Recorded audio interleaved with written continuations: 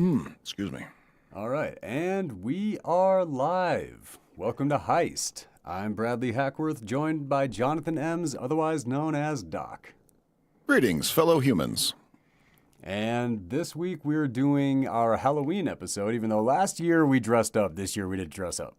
No, well, because last year we had our Halloween episode on Halloween. On and Halloween. We were dressed up for the trick-or-treaters, and so that was, not Which this I didn't time, get though. any. No, Which is you weird, did. because Yeah, at that time I lived in an apartment complex. You'd think, because that was like the go-to place, you know? I don't think it's as much these days, even though you can hit a lot of places, you hit a lot of doors in a short amount of time. I think it's also like you get a lot of non-answers, because folks either don't answer the door or because, they hate kids. That's why they live in apartments, There's or that. or they're already out, like, at their Halloween parties and stuff like that, So I think they gave up on the apartment complex thing a few years back. I'm guessing, though. I have not. Not my world. Yeah, I haven't gone trick or treating in years. I haven't taken kids trick or treating in years. Exactly. I I'm have not no a idea. parent, and it's been a long time since I was a kid. Yep, exactly. So who knows what the trends are these days? Although I do know, yeah, last year having to turn the lights out and cut off the trick or treating early to do the show. I felt that sting, man. Like, because it seemed like, because it was going right at the last second. Like, I was answering the door to kids like right up to the last second. I really felt like I was like doing my community a disservice by finishing early, and you could even hear the crowds out there while we were doing the show. I was genuinely worried that I was like a bad neighbor that year for the first time. So, we'll see what happens this year. You get to redeem yourself this year. Yeah, I don't have a costume this year, though. I had planned on a costume, but then like it was possibility that I might be out of town for Halloween this year, so I put off buying it. Now, yes, it turns out I am going to be here for Halloween, but then when I went to go buy the costume that I had in mind, they had literally doubled the damn price on me. Santa? Yeah, I was going to be Santa. Something about that. Yeah, I was going to be Santa Claus for Halloween. Because that struck me as funny to sit there and answer the door and yell Merry Christmas. And I was even thinking of maybe seeing if I could find some old Christmas candy to hand out, But, yeah, no, that plan fell through. I'll have to save it for next year. Oh, and that's just mean, man. Well, I mean, maybe, I'll see if I can find some Christmas candy that can, No, I was gonna say, if you're Mm-hmm. gonna do the thing where you're playing Santa Claus on Halloween, handing out old candy, no, you're the guy with dementia. That's what you are playing. There's some like if you get some of the old just peppermint candies, those things last for years just fine. Handing out. No, like that's little... true. You can have a candy cane from 20 years ago. I'm pretty sure that, like. Yeah. I mean, because that's the thing. Like they say, like if you eat a modern Tootsie Roll, you're still eating a piece of chocolate from 100 years ago because that batch has just stayed in circulation and they just keep pouring more and more in. Probably. Yeah. No, I could see that. So I asked the audience, but I'm asking you too. What's your favorite? What's your favorite scary movie? Wow. Okay. I don't know. That's a tough one because we've had this discussion many times about my non-proclivities when it comes to scary movies. So it's tough for me to say what my favorites are because it's more of like which ones were I able to tolerate the easiest. And I have listed off some of the ones that, like, because they are not just horrors, they are technically also a horror comedy that goes high up on my list. Like for instance, this week we're covering Shaun of the Dead. That's definitely up there. Right along with it would be movies like Cabin in the Woods and Tucker and Dale versus Evil. These are movies that heavily leaned into the absurdist comedy of the horror genre itself. And I definitely enjoy it. So Woods, least of that. Like, that was actually, like, they actually did horror. It was They just the cutaways were never scary.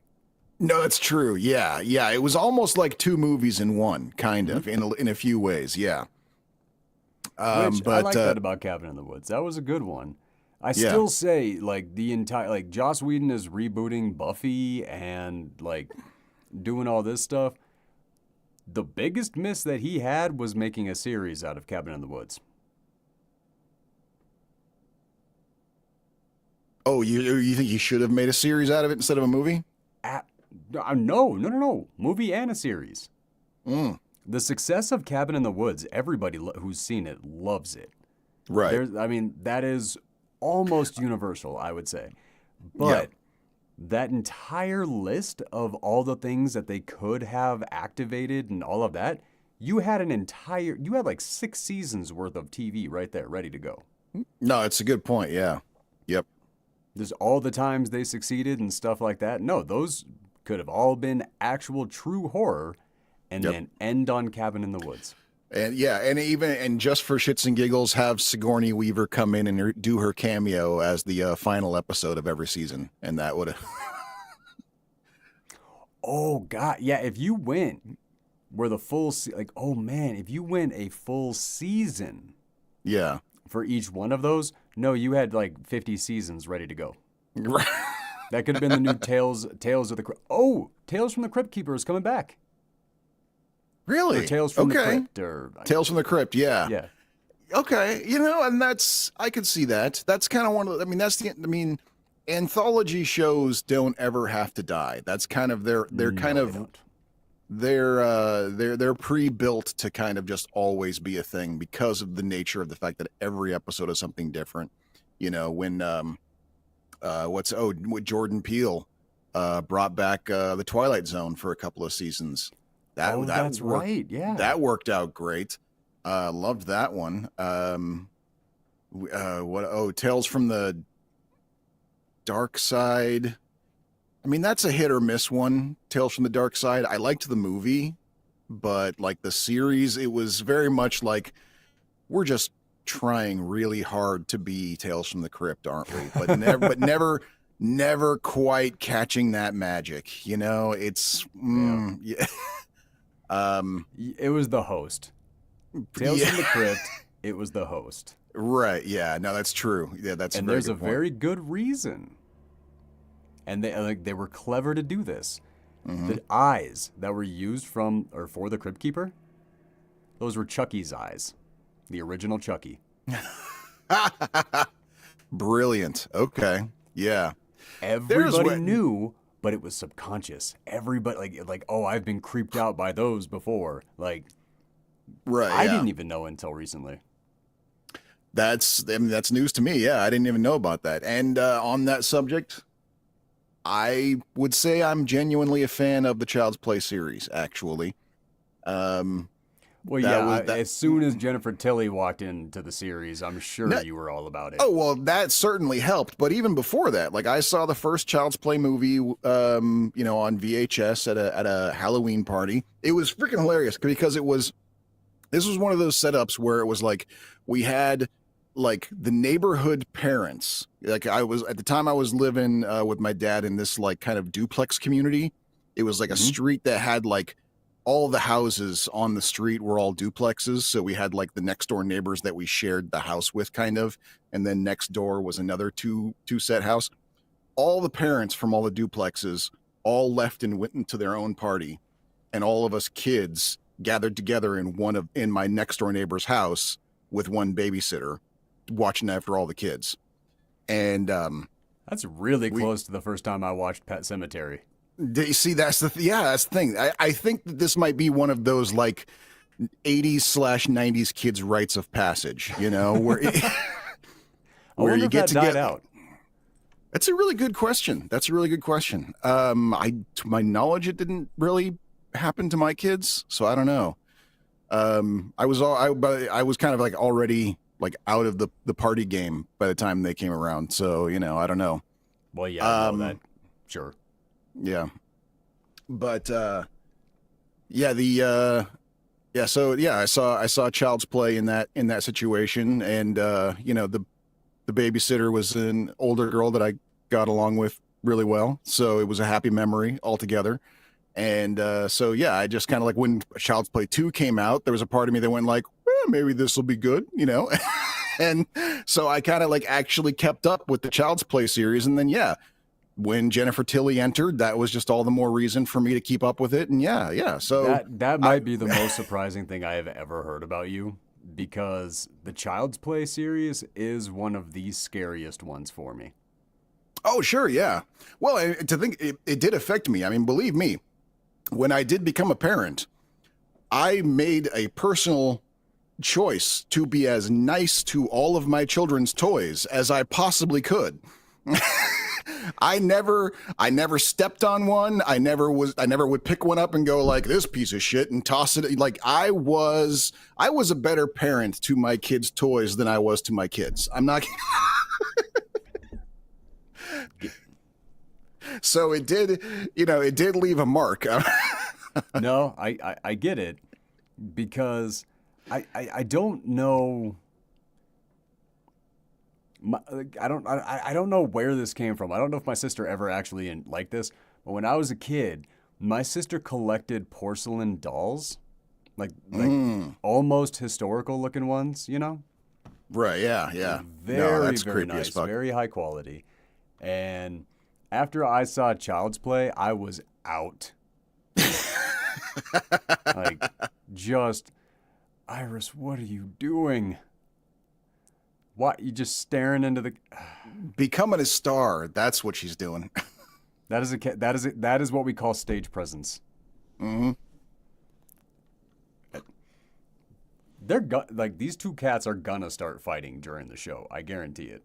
Okay. That is all what right. this one is going side to side, doing its shark thing, just looking at the other one sitting in my lap, going, "You don't belong there." Like, look,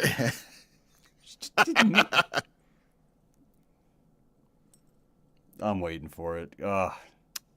Disaster. It's coming. I know it. I have to ask, because this week we did the 2024 version of Nosferatu, directed and written by Robert Eggers. How high did that climb into your list of favorable scary movies? Well, I mean, definitely, and we did talk about this after we watched it. Technically speaking, it probably is one of the best movies I have ever seen. Period. On just a craftsmanship level. But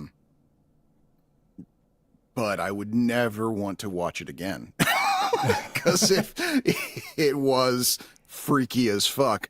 But to its credit, that was its goal. That's what it was aiming for. It did it all very, very well. Oh, absolutely. Yeah, no, that was probably. Yeah, I would definitely recommend it to everybody. Anybody I knew who did like scary movies or even just movies in general. This, yeah, no, Nosferatu is a must see. Absolutely, 100%. Yeah, and that is, and it feels good to be able to say that about a movie that has come out in the last year or so. I see that. That. Like, there's been some pretty negative opinions. I mean, this show has definitely hammered some of recent filmmaking and all that. This movie was immune to all of it. No, for sure, yeah. So to kick it off, don't you two start doing... Doc, okay. This has literally never happened since I brought them back when I got them. I have both cats in my lap. They don't do that. There's one here. There's one, and as soon as one sees that the other one is close, they're like, "Nah, I'll be back later."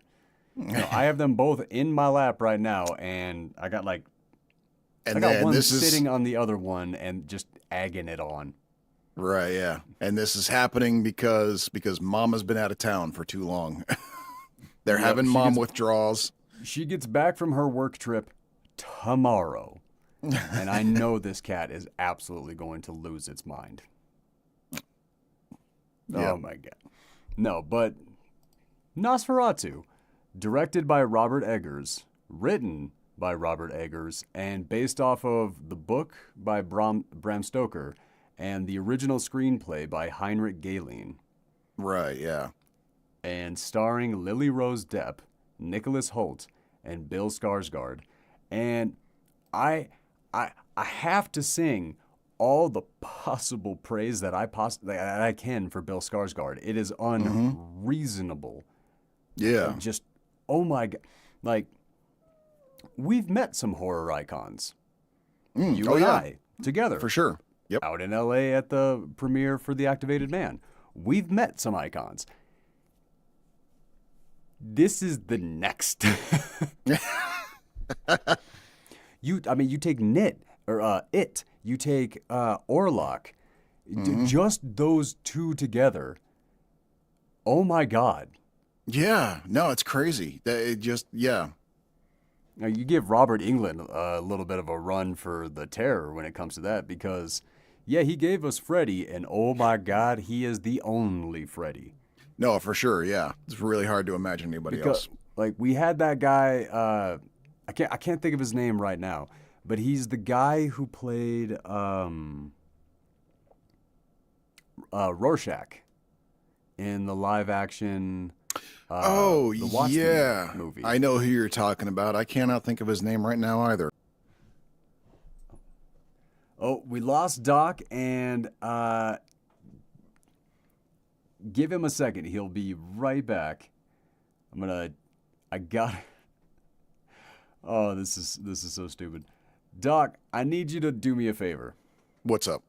I need you to vamp for a little bit. My sister is out of state and she's having surgery in the morning, and she just called me. I just want to call her back and check in on her real quick. Can you vamp for a second? Okay. Vamp. All right. Which, ironically, we were just talking about Nosferatu. So, which is probably one of the most, I don't know. I can't say for sure if it was the first vampire movie. I don't, my movie history is not that complete, but it definitely was one of the first, and it set the stage. All vampire movies that we have seen since kind of start there. They all build off of Nosferatu, and then even when we get into some of the like newer stuff where we reimagine what the vampires are, whether it's in Blade or Twilight, they're still building off of the movies that were built off of Nosferatu.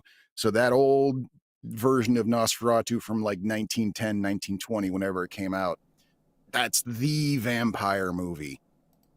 Which, and yes, loosely based off of Bram Stoker's Dracula novel, long before they made Bram Stoker's Dracula the movie, or even just, the Paramount Pictures Dracula.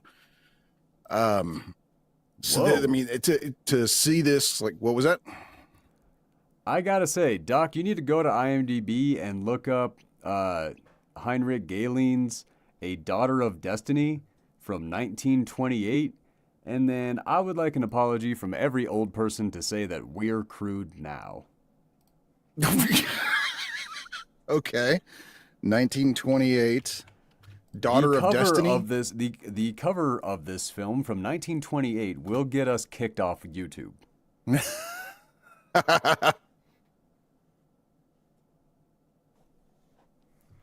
However, oh, there we go. Yeah. yeah, just the title alone, though, I'm interested.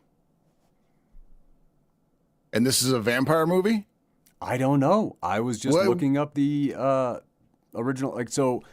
Heinrich Gehlen wrote and directed the Nosferatu from way back in the day, based Right. off of Bram Stoker. Robert Eggers did his the modern version of it, and I love how IMDb credits everybody from every iteration, so I can see things like this because this is how we found bedtime stories. Right, yeah. Bro, did you read the description of Daughter of Destiny? I did not. Tell me. A scientist with an interest in genetics impregnates a sex worker with the seed of a hanged murderer. The sex worker gives birth to a child who has no concept of love, whom the scientist adopts. Bro. Amazing. Bro. Wow. They were off the hook in the 20s, man. This is before That's there was the movie any... that you should have seen in that vault that you were telling me about. Yeah, exactly. Yeah, the pre-code movies, man. Yeah, before anyone went like, hold on, we need to censor this shit. We need to put ratings on them. Like, kids are wandering into movie theaters with a handful of nickels going, show me the weird shit. We got to put a stop to that. This was the weird shit that they were putting a stop to. And my God, I'm impressed. Like, whoever said like the 20s were some sort of innocent time with just like flappers and slam poetry. Oh, Like, no, man, no. they were doing crazy. Like, That was no, come on, the Roaring 20s? No. yeah. That was I mean, can women's you imagine? suffrage. That was like the production. Like there were so many things that were kicking up. Like no, the world. Yeah. That was basically like. Dude, can you even imagine Netflix even coming close to having the balls to greenlight a movie with that premise? Like, they would never. They would be like, someone arrest the person who made this elevator pitch. Like, they wouldn't even dare. Bro, this is where... But you want to watch it, don't you? Kind of do, yeah. Just out of respect, you know, for the gumption of it all. Yeah, exactly. Honoring our cultural ancestors. Exactly, yes. This is our movie heritage. No, I'm gonna find that. I don't know where I'm gonna find that, but I'm gonna find that. What is the... Hold on. The runtime is an hour and 48 minutes. Wow. Oh, it's even long for that time, too. Yeah, that's like an epic for that time. Okay, the bear might be back. Okay. So I'm gonna put you on mute, so you guys don't have to deal with that vamp again. Okay. Man, yeah.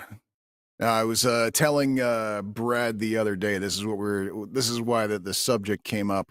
I have a subscription to the Criterion channel, and I was very happy to see that they had a curated set of pre-code movies.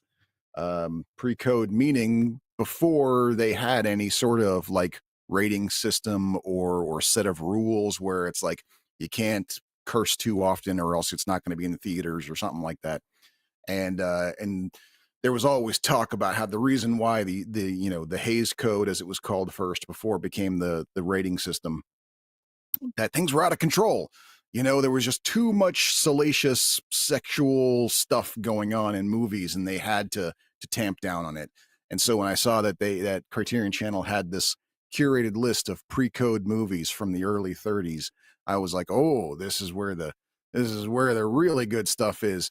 So I watched a couple of them, and they were okay, but they weren't like I did not see why anyone would feel the need to censor this stuff. So I was a little depressed by that. Kids at home. What's that? I was vamping, so I was talking about the pre-code movies. So no, the dog started barking at something. I think they're nervous because last night they got their first not quite up close look at a bear.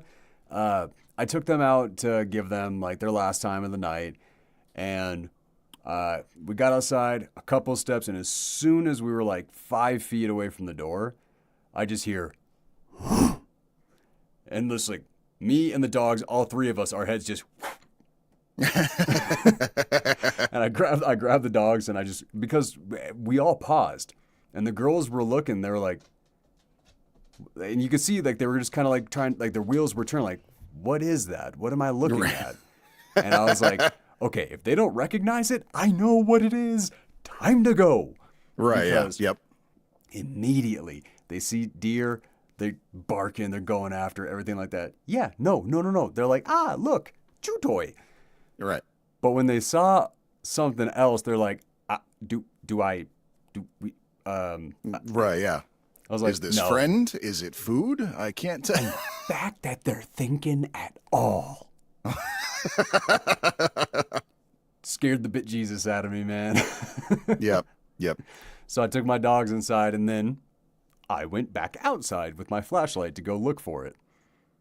Yeah, dude, walking outside when you live in the mountains, and I don't live in like rich people mountains, where it's like a bunch of like luxury stuff all over the place. No, no, no. I'm in the country and it's bumpy. Right, right. Yeah. Like that's the kind of mountain living I do. No lights. This is dark sky territory. When there is an astrological event, I can see it. Like, Right. Yeah. it's awesome. It's really cool. It's terrifying. There was one night, I've told you this before, but it very much is in theme. I was taking the garbage out and I realized it's 10:30 at night. It's dark. I can't see anything. I'm making a bunch of noise, rattling something that smells like food. Yeah. What are you doing? Yep. But it wasn't the act of thought. The thing that kicked in the thought was the epic sense of dread that just washed over me. Like that feeling as soon as eyes land on you in the dark. Right. Yeah. No, In you the live mountains, in a horror movie. It's a Yeah. different feeling. Yeah. No, like the sequel to Cocaine Bear would take place at your house, man. Like, Oh, okay. That was not cool to say right when I'm sniffing my nose because I'm sick. Like the timing of that, I didn't like that. that was not, I didn't do it on purpose. No, like the only thing is like sucking my teeth and no. Like however, I have been told there is a neighborhood not crazy far from where I live, but far enough that I can feel comfortable that police will not go, firefighters will not go, nobody will go because they get shot at every time. Wow. Okay. Like no, like it's A whole neighborhood of get off my land types. 100%. Like apparently it's only a few houses, but apparently there's like 100 meth cooks up there. And I'm like, Damn. FBI? Maybe? Some like that kind of seems like a if they're cooking it there, it's probably selling it somewhere. Can somebody do something? Yeah, or something. Yeah. I mean, I feel like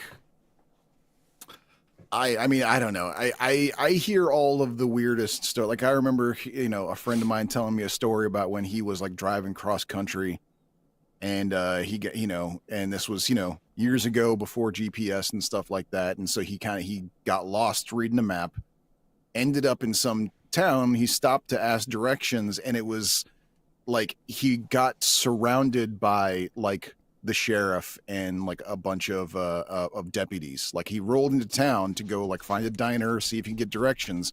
Before he got like a very far, all of a sudden there's like 3 local sheriff cars surrounding him and they pull him over, get him out, and they're basically asking him questions, not like the usual like, are you carrying any drugs or anything like that.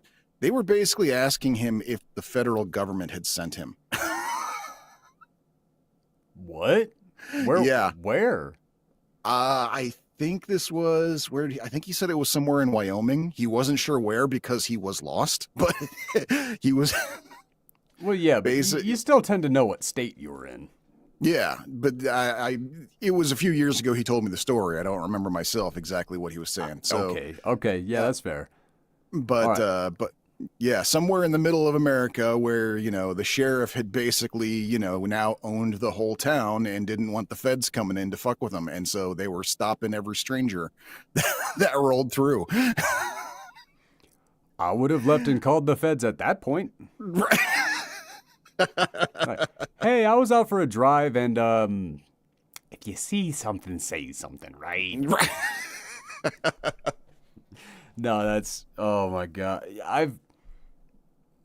The weird thing is, for the most part, throughout my life, I'm kind of ambiguous enough that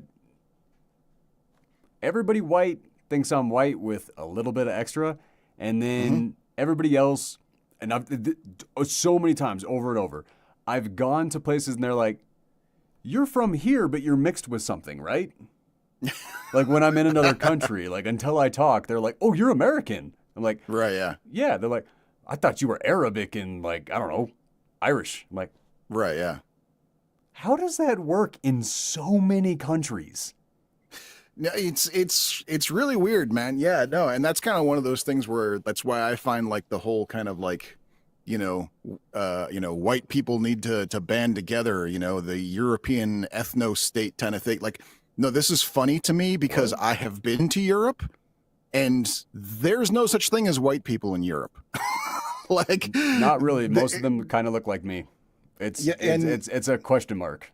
yeah, and they will spot where you're from. Like you walk, you go to Germany and they'll be like, you look kind of French. What are you doing here? Like, so, Yeah. so No, that very much tracks. That I mean, America is the melting pot. We're the exception. We're the weird one. yeah, exactly, yeah. But So that's the it's thing like, that I love about us that a lot of people really don't. mhm. No, it's It depends on, it has potential. It still needs some work. Is basically where I'm standing on that, and I that agree. includes the I melting agree. pot. I do agree. Mhm. I mean, but what in the world doesn't actually require a little bit more work? I mean, it's maintenance. That's what the Yeah, world is supposed to be. and I think that's part of like where people's frustration comes from. It's like, Okay, are those you know, collector cans in the back, or do you need to clean? yeah, I know. I haven't gone to the recycling bin so far today. Okay, This is I what was I've had starting since to lunch. wonder if Yeah. there was a story behind them there, like No, if they were new no, props. no. They were just. That's where I put them to be out of the way until I can take them to recycling at the end of the day. That's all. Okay, hey, Yep. yep. Sorry, But didn't again, mean to call you out. once again, if anyone wants to, pay me to more prominently display them, I will accept the money. I am not. Have you If it is applied for any sponsorships? no, there's an application process. I did not Yeah, know that. yeah. Sure, yeah. Sometimes they find you, but yeah, no. There's like I remember like back when I was doing the modeling and everything like that. Yeah, I'd have people send me like, "Hey, will you like sponsor our stuff? Will you wear our stuff in your next photo shoot?" Stuff like that. I'm like, no. That might be one of the dumbest things that I ever did when I was actually like chasing the career and all that stuff. Hmm. I said yes to doing an instructional video that was supposed to be a training video for something over in Europe, and wound up finding out that I was the face of a scam. Oh, ouch. I never took another sponsorship after that. No, that's gotta hurt. See that? Yeah, that's Dude, I yeah, read an article about myself about an up and coming actor that was doing really well until now, right. and I was like, oh crap, oh crap, and I didn't really think anything of it. Kind of actually what happened though. Like I didn't book a lot of work after that. Ah, that sucks. That's gotta hurt. Yeah. No, That's that's the gamble. That's well, that genuinely is the gamble. and that's kind of part of the like we've been talking about. I'm starting to toe into like some of the voice work, and Yeah. this is even kind of a thing with the writing. Like the work of finding the work is its own separate job and is somehow more exhausting. Just going through all of the audition postings and trying to figure out which ones, A, that I fit for, B, look like they're worth the time, even if they don't pay much. If it's at least an interesting enough project, sure, I'll do something for cheap if it looks interesting. Hell, I've done things for free just because I thought it would be interesting. Um, Yeah. and but and then finally you figure out, like, okay, which ones are actually for real and not just like some like kid with a dream getting way ahead of themselves because the internet makes this stuff way too easy now. That Um, is one of the main problems that I have with ACX auditions is when I'm mhm. going through them and I'm reading the audition script. The problem is I'm not that great of a writer and I've had to accept that. And if I'm a better writer than what I am reading for the audition, Yeah, absolutely not. It feels like it feels like a giant waste of time. right, exactly, yeah. And so just that whole process of finding a legit job and then auditioning for it and then not getting accepted because you're not good enough for what could have been a total piece of shit anyway. I mean, that's a I whole see the thought psychic. process in that, but Yeah. there is like you have to remember back in the days when you were an actor too, like Yes. submitting Yeah. for auditions and stuff like that. There are many times that people will choose the actor before watching all the auditions. No, that's true. Yes, that is very true. And also, and I've also been part of productions where we did casting before we even finished the script, which I was against then and I'm against now. But back then, I was not in charge of the production, so I couldn't really do anything about that. No, that's fair. But but I remember that's watching some of those audition tapes. Oh my god! And it gave me I discovered a lot of things about myself while watching those audition tapes. oh yeah. One, I'm not a good person. I watched those audition tapes and I saw some of my friends and I was like, dude, I've seen you in class. What are you doing?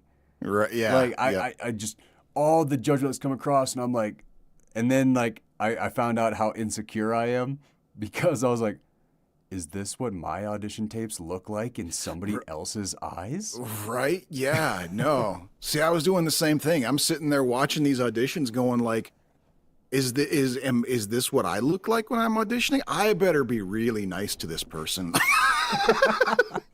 Like I have been unfairly nice to auditioners. Really that's kind of like the downside. Like the nicer I am to you in an audition, the worse you did. That's Oh. No. No. No. I I am not the right person to have in that room, and I know that. right. I very much know that. If any of my stories ever get actually put into production or something like that, I can't be on set. No, okay, yeah. Yeah.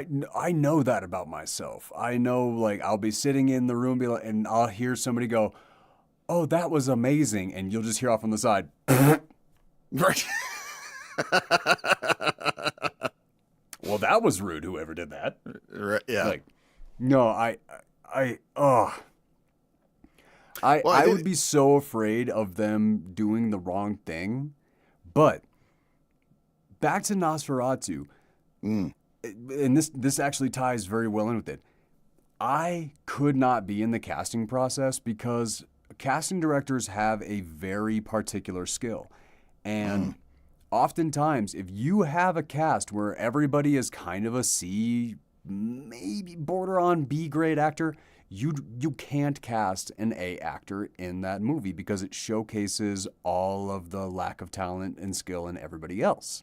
Right, yeah. Casting directors put that exact, like a good casting director puts that exact talent pool together. Nosferatu nailed it. Yeah. No, that's true. Whole yeah, cast. and even if it wasn't a case of like, okay, this person's a grade actor, we're gonna put him up against. No, this person was perfectly cast for this role. They were put in roles that they could bring an A plus performance to, no matter where they were in their career, and that I think, I think that's a very very difficult thing to see the future on. Oh my God, absolutely. Yeah. The cast in Nosferatu was originally supposed to be Anya Taylor-Joy and Timothée Chalamet. Yep. Which I can kind of see, but not really. So happy it didn't happen. Yeah, because that's the thing is the two we got, they nailed it so well. Like there's a part of my brain that just doesn't want to see it, I guess. As And much that's as the I thing, like, I have as much as I respect those two as actors, and I Yes. think they could pull it off, Yes. I don't really want to see them in that role now because what I saw was feel perfect. like I watched perfection. Yeah, exactly. Like this movie was God, I love it. The effects that they used on this. The snow in this film was not the standardized fake snow that they use in Hollywood now. It wasn't CG. What it was a frozen shaved potato flakes. Yeah, potato. That's Sold. interesting. So it sold so much better on camera than anything else. Mm-hmm.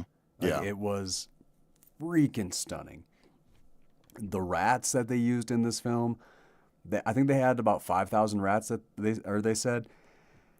Some of the rats were like CG and all that to like add a little bit where the director felt like it was needed, but at the same time, they had so much practical that you can't even tell where the Yeah. CG ones were. Well, I imagine they probably took the Hitchcock approach, is what I imagined. What he did for the birds was he had basically like a bunch of like stuffed, taxidermied birds, and then maybe like in the scene like with the playground equipment, where the playground equipment gets covered in birds. Hmm. There were like maybe 6 real birds in there. All the rest were like taxidermy stuffed birds that weren't moving. But because the 6 that were real were moving, the audience's eye gets drawn directly to the ones that are moving, and the ones that aren't moving become peripheral, and you don't notice that they're not moving. And so, 6 real birds Makes amongst a sense. bunch of fake birds looks like an entire scene full of real birds. So I imagine that was probably the approach they took with the rats in this movie. But opposite. So the room was filled with rats, but the rats that needed to like hit their mark or like touch the actor, like those ones, Oh, okay. those were the ones that were CG. The other ones, the bulk of them were real. Interesting. Interesting. Okay. Hmm. That I like the Hitchcock approach because it worked for the time and the constraints and everything that you needed. But Right. I Yeah. like, given the modern era, going that route. Yeah. For sure. You Yeah. got As me it with should. you got Yeah. me with Candyman and the bees. You got me with Nosferatu and the rats. I love it. Right. Yeah. God, I And that love it. and that's how VFX should be used. VFX Yes, should be paired with practical effects to just stylize it, give it a little extra. If you're agreed. using just VFX all by itself, that's when you get that washed out lack of art feeling to everything. No offense to all the artists out there, but honestly, I think No, I most think of the them would agree VFX with me. artists actually would agree with you and really want the world to go that because they are exhausted. The VFX artists that work for Disney and for all these other studios, they are being pushed way past their limit. I That's a good I am point. Yeah. pretty sure a bulk of them want a return to practical effects that they get to enhance. Right. Yeah. Like what JJ did in the most recent Star Wars trilogy. Okay. Yeah. Yep. Like you had the puppets, they were there. They were Hmm. enhanced with CG. I think that is the correct way to go. I will never stop thinking that puppetry is too good. Right. Yeah. I And did just see. yeah, go ahead. Did you see the Netflix Dark Crystal series? I meant to watch it, but no, not yet. Oh, great. First of all, it was very good. But they had an interesting approach, one that I thought was an odd decision and was occasionally distracting, but altogether I think it was a good thing to do. They stuck with their usual Jim Henson puppet approach. It was all, the big Skeksis outfits that are operated by like 4 people. But to add a little touch of realism, they CGI'd the inside of the Skeksis' mouths to give them tongues instead of just, rubber Yeah, black that's why I holes. love that. Yeah. Yeah, no, those It big was like scarab looking beetles like in the original Dark Crystal, it took 12 puppeteers to operate those and they could only operate them for about 30 minutes at a time. right. Yeah. Like no, the work and the love and the craftsmanship that went into those earlier films before we got like what we have with computers. My Right. God, the dedication. Because the thing is, like, we all celebrate the VFX artists. Who are they? Like No, we it's knew true. Jim Yeah. Henson and the Puppeteers. Exactly. Yeah. I don't like how unsung the heroes of the VFX world and are. yeah, and it's also, because it's so, I mean, it's kind of like saying who built your car. They do have that same approach. They've got one guy working the mesh, one guy working the skeleton, another guy doing the motion capture for the skeleton, a third guy doing the refinement of the motion of the motion capture on the skeleton, and And then who do we skins. know? Yeah, The voice. right, exactly. And yeah, Sometimes. and with the Jim Henson's puppeteering, like famously, the puppeteer is the puppet. Like, we've had the same guy playing Elmo for 30 freaking years. They don't swap Elmo out. We've had the same guy playing Big Bird for 50 years. They don't swap that out. When that guy dies, Big Bird dies with him. Tragic but true. Kermit the Frog is basically the only one that's lived forever because he had to. Yeah, as unfortunate as it is to say, we could lose Big Bird and it wouldn't actually be that much of a detriment to that world. Mm-hmm. Can't lose Kermit. Wait a minute. No, yeah. Are those? That's not the same. No, that's not the same. That's not the same universe. That's not the same universe. No, Kermit's technically He's not on from Sesame Street. He's not on Sesame Street anymore, but he is from Sesame Street, and he was on the Sesame Street for... Kermit's not a Jim Henson original? Yeah, he is. Was Jim Henson involved in Sesame Street? Yes. The Sesame Didn't know Street that. is a Jim Henson production, yeah. What? Really? Yeah. He was the original voice of Ernie, too. Bert and Ernie are Jim Henson and Frank Oz.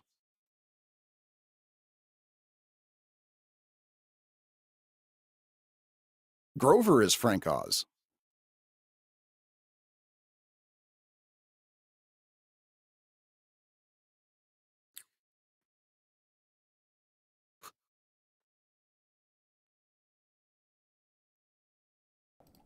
This is brand new information to me. I am shocked. I am shocked and surprised. But I guess it makes sense. Well, it's because when I was a kid, there was like the competition. Sesame Street, the Muppets. It was no competition, but like I've never heard of there being any competition. To me, that for me growing up, they were just basically two parts of the same show in different parts of the week. nah, not for me. Like that may be the 10-year difference because yeah, when I was a kid, there was like Sesame Street was the thing that people would make fun of you for. Muppets wasn't. Interesting. Weird. Yeah. Yeah. No, it did not have that when I was growing up. Yeah. No, in fact, I did not know that Jim Henson was one of the foundational forces of Sesame Street. That is awesome. I did. Yeah. Not know In that. fact, I think the Muppet News Flash from the Muppet Show started as a Kermit the Frog routine on Sesame Street.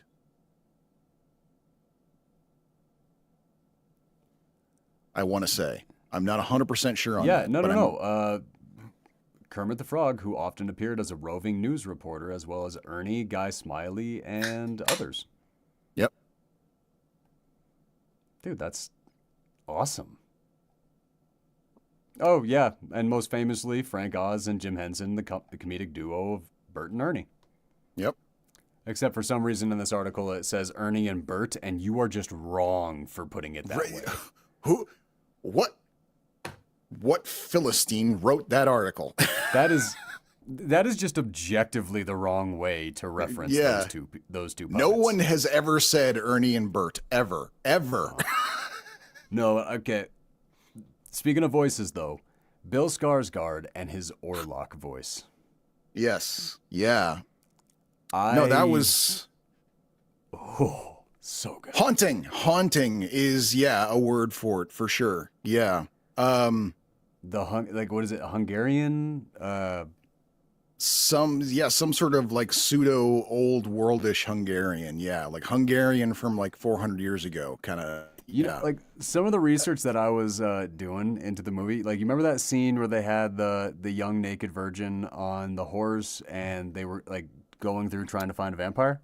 Yeah. An interesting thing, only because of how many times that we have talked about like just society and everything like that in general has talked about the short end of the stick that women have got in this. That was not how that was actually done. Normally, that was done with a young male boy. Really? Okay. Interesting. So, a little bit of like information on that because I'm not gonna lie. Because of how much I have had those types of conversations in my brain, I am constantly surprised when a guy gets the short end of the stick historically. Like, because it is a little bit more. You, Brad. What? Oh, your signal was really breaking up really bad. I couldn't hear most of what you were saying. But you're back now, it looks like. No, I was saying that because of the conversations that I've had, I'm always constantly surprised when men or boys are the ones who are getting the short end of the stick, historically speaking, because the more I research, the more I look into it, it is a lot more balanced than I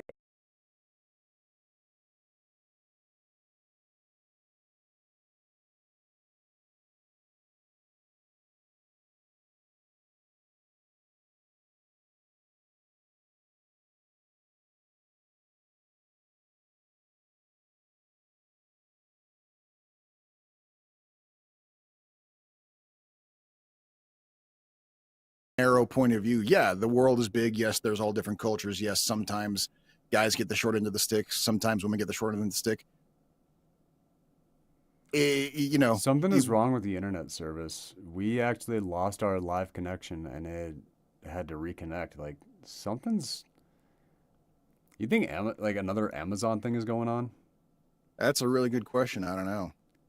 It might Service just shouldn't be like be, this. yeah, it might just be your area, man, because you're the one who's holding the connection for both of them. So if you're stuttering, then and hard to say. Mm. But and it's and I think it also kind of like it's that whole.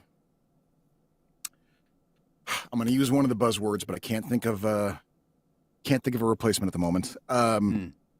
It's that whole kind of like patriarchal mindset. Okay, we had our you know mostly, yes, there were some queens in England, but even they were kind of expected to be kingly in a lot of the times. And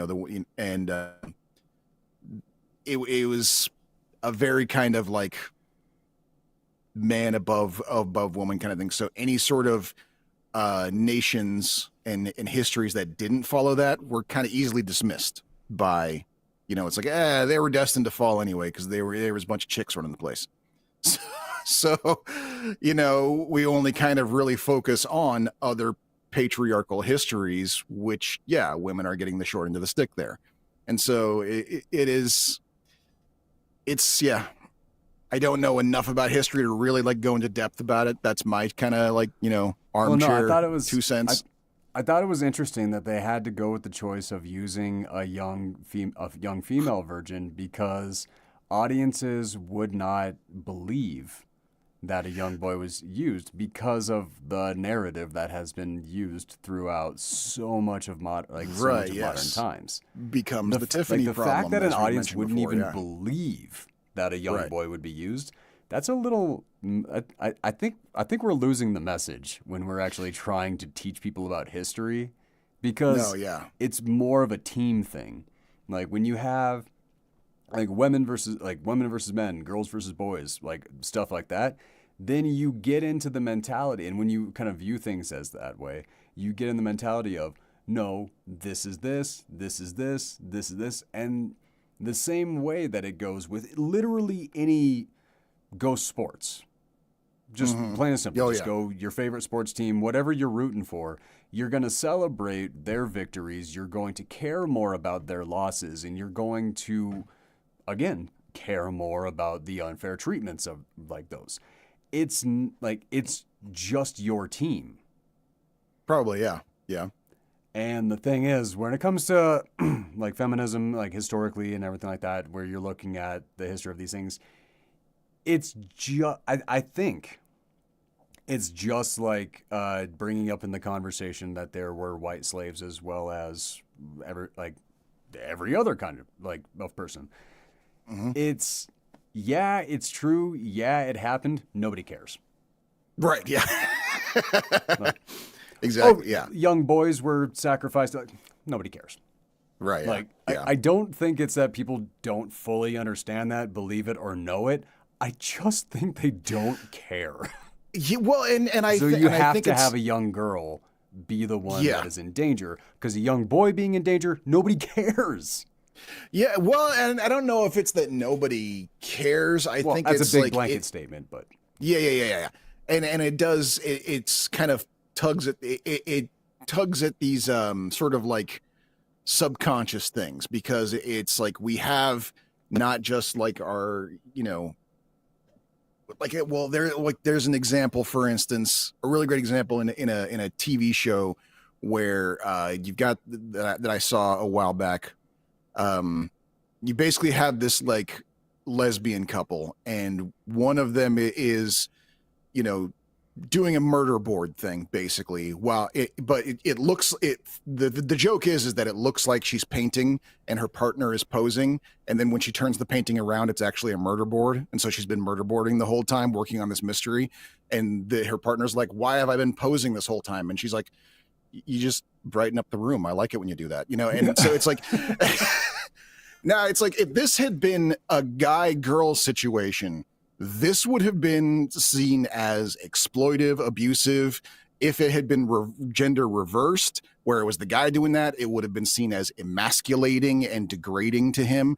The only way you can get just on the subconscious level from an audience without having to hold their hand for, a couple hours to explain the dynamics of this relationship to them, if you just want to have a cute little scene between two people who have absolute equality and love for each other, you got to make them two girls. That's the only way it works. If you put a guy in there, it suddenly becomes a weird gendered power dynamic thing that you got to navigate.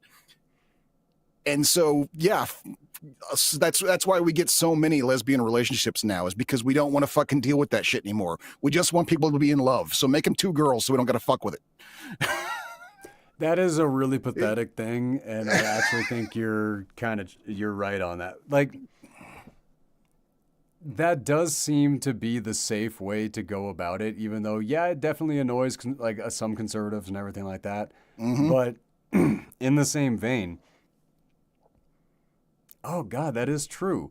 Because if you have two women and you're having them be like the focus of a love story or something like that, any act of service is an act of service out of love. If you have one man in there, any act of service out of love becomes a mark of subservience. Exactly. Yes. Yep. Okay. That is pathetic. Yeah. But that's what our society has been ingrained to look at. And yeah, and yes, you could do something about that. You could create a love story where that's turned on its head or ignored or whatever, but it requires you to hold the audience's hand for like a whole bunch of extra time to set that up.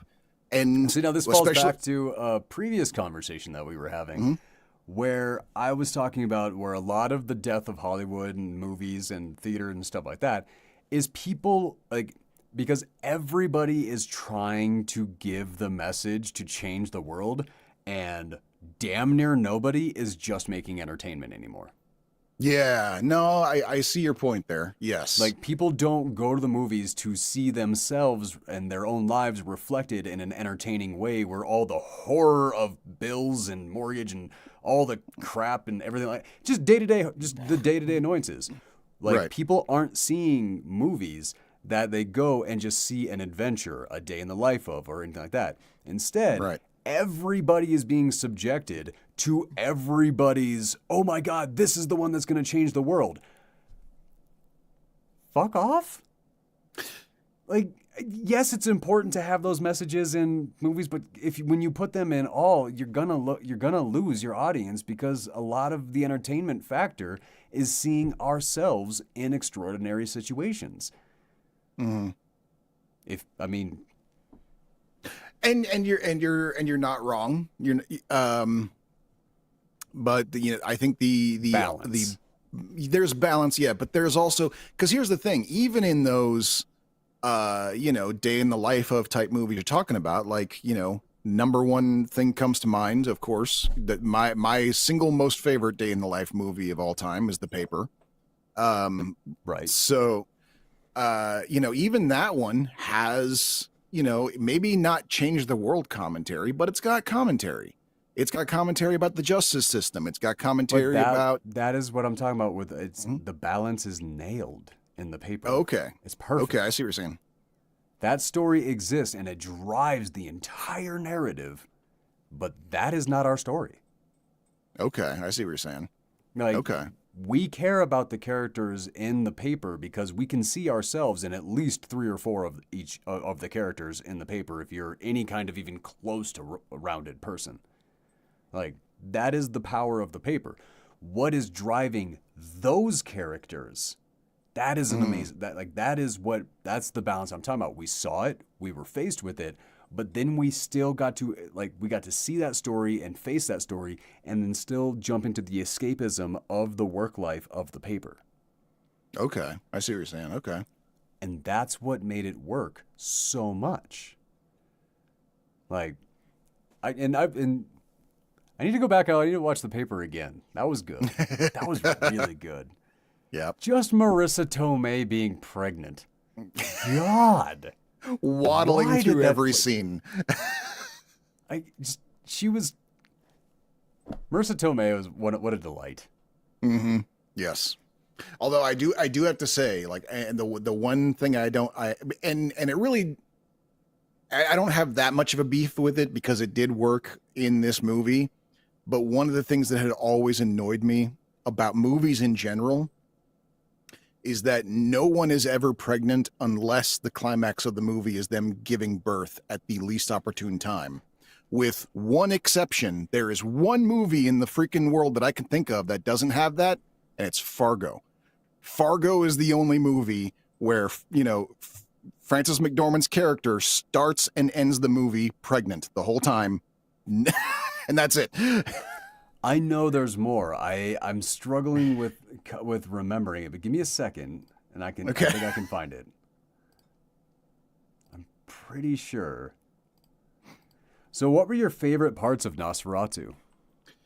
Oh, well, some of the more cinematography moments, things that weren't, exactly story scenes, but were more just kind of, scene setting moments. As our main character, I can't remember anyone's name right now, but as he's approaching the castle and he's forced to go there on foot because his horse got stolen, and there's that the road he's got to take. You're talking about Nicholas castle. Holt's character, right? Nicholas Holt, thank you. Yes, Nicholas Thomas Holt, Hutter. and he's walking through that canopy of trees that is just like it's like we're talking like it's a painting. It's a I would take that frame and put it on my wall. It's just a beautiful like you could call it a negative landscape. It was a landscape of just black, but those like little hints of where the light are breaking through to just really kind of give you a sense of just how much there is there that is looming over this guy as he's walking slowly towards Orlok's castle. I think that probably was like the thing that stuck with me the most is that shot. The imagery on that, yes, absolutely. But it's the follow-up that got me on that. The horse and carriage that's running directly towards him, and then all of a sudden he looks away, and we don't see him turn, but all of a sudden it's coming at him, and all of a sudden it's facing this way, and the door opens. The subtlety of that cues in to Orlok's movements in the following scene where Nicholas Hutter is sitting at the table and Orlok is going, also, I really want to just that Orlok, like that, the way he rolled his R's, the way he did that voice, the throat exercises that Bill Skarsgård did to get that, people on set were saying it was akin to Tibetan throat singing, and it was just crazy to watch him do it. Like, yeah, I believe it. Like, that was an incredible choice. Going with and it would have been huge mustache. Like, yeah, like that was one. Like, when we saw Orlok naked, and like you see everything completely hairless, all this stuff, but he mostly had the bones. mustache. The way that the Robert Eggers was doing like the historical connotation, where he was looking through this and going like the clean shaven, the mustache, like everything that was coming across creepy was historically accurate to what a noble from Orlok's era would have dressed, spoken, like the detail Yeah. of this movie. What Astounds me. and this takes us back to our whole like practical effects thing, like the fact that Skarsgård did those, he developed that voice, that accent, did, like you said, the exercises to get the voice just right, and all that in order to shoot these scenes. 90% of most other productions doing the same kind of thing, they would have just ADR'd him in, possibly even cast a different actor to do the voice. They would have been like, all right, Bill, you're our stand-in, essentially. You do the body motions and stuff and say your lines, but we're going to bring in James Earl Jones for the voice. That's what they would have done, but having him go through the effort to do that voice on set, that's just part of that whole, like we said, the practical effects, the craftsmanship, the dedication. Yeah, like these are the things that make this work better than it, not better than it should have. No, because every it movie definitely should be this. Right, exactly. Like, and this is not one of those like, right. This is not one of those like, oh, this movie was better than it had any right to be because it shouldn't have been that good. No. This was a piece of history. You do this right. Exactly. Yeah. No, this was a piece of cinematic history being loved in the modern way that it should have. 100%. No one gave a half-assed approach to this. Yeah, and it shows in every bit of it. No, Nicholas Holt's terror, completely believable, damn near palpable. Like it jumps off the screen and just makes its way right into my bones. Willem Dafoe as Van Helsing. Because, and that's what it was. Right, yeah. They gave him a different name, but he's basically Van Helsing, yeah. Yeah, he's Van Helsing. Hutter is... Oh, I'm trying to remember the names from the original, but like right in my after watching Nosferatu, like these are the names now. Right, yeah.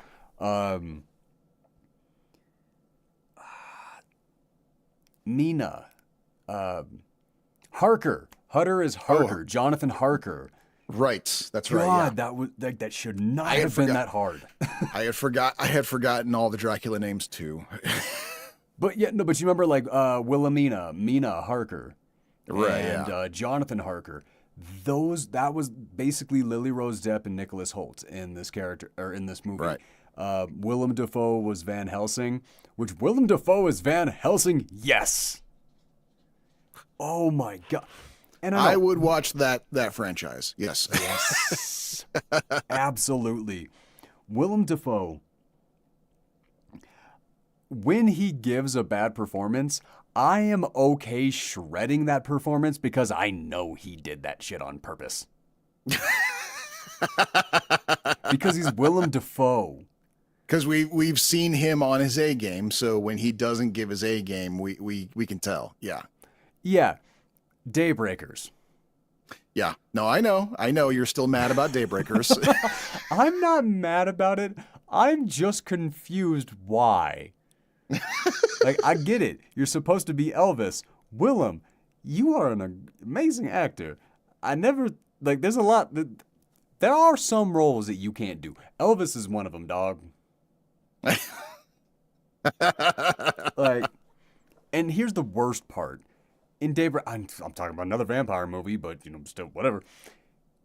The fact that his name was Elvis, he was giving like an Elvis impersonation, and not one time in that entire movie did we get a cut to him and just like a dramatic pause where he goes, uh-huh. What? You had an entire movie setting that up. Because he couldn't do it. He's William Dafoe. He talks like this. He can't do an uh-huh. It's too much of a change of his register. No, it would be uh-huh. Wrong movie, Willem. I'm sorry, but and that's the thing. How many Willem Dafoe movies have we done now? 4 or 5? Oh gosh, who bothers counting? We got Nosferatu, we got Daybreakers, we got that weird bone gun movie. Oh, that's right. He was in Existenz. I forgot about that. Yeah, he That's was the the name oh of he, that movie. and he was doing the weird the yeah he was the he was Gas. That's right, Gas. He was the unfinished gas station attendant character whose name was Gas. Okay, so this era, the era of Daybreakers and Existenz, like right in there, was Willem Dafoe just trying to see all the voices that he can't do? I think he was Because I just think in his face. it's been a long time since he's done a stupid voice like that. No, I think he was just in a phase where like he had become a star and he was saying yes to everything that looked even remotely fun. Because remember, this is the same time that he also did Deuce Bigelow and Spider-Man. Okay, so He was in Deuce Bigelow? yeah, he was the cop. No, he wasn't. Yes. No, no. The cop in Deuce Bigelow was the guy who was John Goodman's partner in Raising Arizona.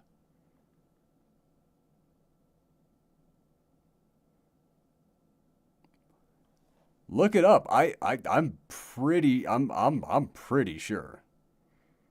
I know he was in Spider-Man. You cannot discount like the Green Goblin role for him. That was like again, you talk perfect castings. That one is up No, there. no, for sure. Yeah.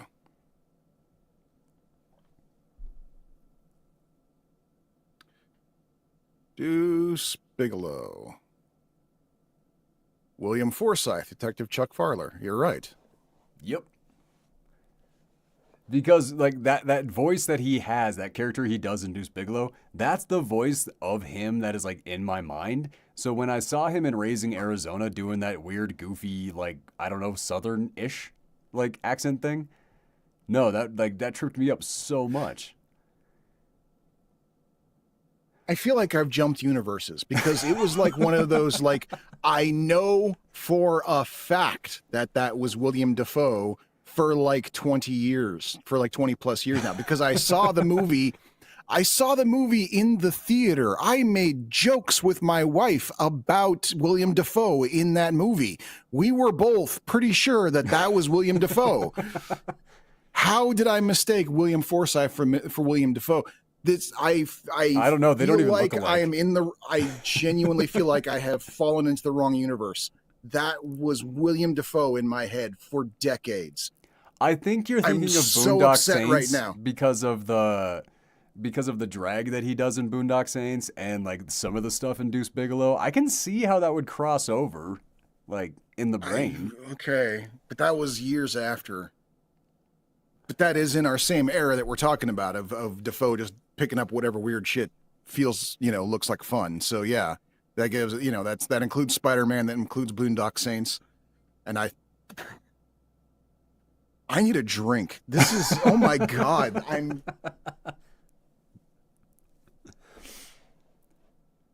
It's kind of weird. I can't even picture Willem Dafoe in that role. But in Nosferatu, where he's basically playing Van Helsing just by a different name, Right, yeah. he he definitely he is always nailing it chews there, the for sure. scenery to bits. Always. Never doesn't. Constantly. Nosferatu, you see why he gets to have a house as big as he has. Why he gets to basically pick and choose his roles. I mean, even if he picks a role like Elvis, he gets to pick the role. I want to see the original script to Daybreakers and see if that character's name is Elvis. I want to know Or if how that- much Willem Dafoe walked on set and went, Right, I yeah. have some ideas. They're like,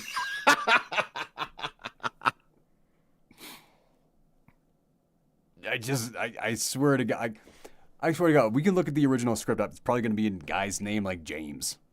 Right, or something like that, yeah. I will say, now this is such a stupid thing to be one of my favorite details from Nosferatu.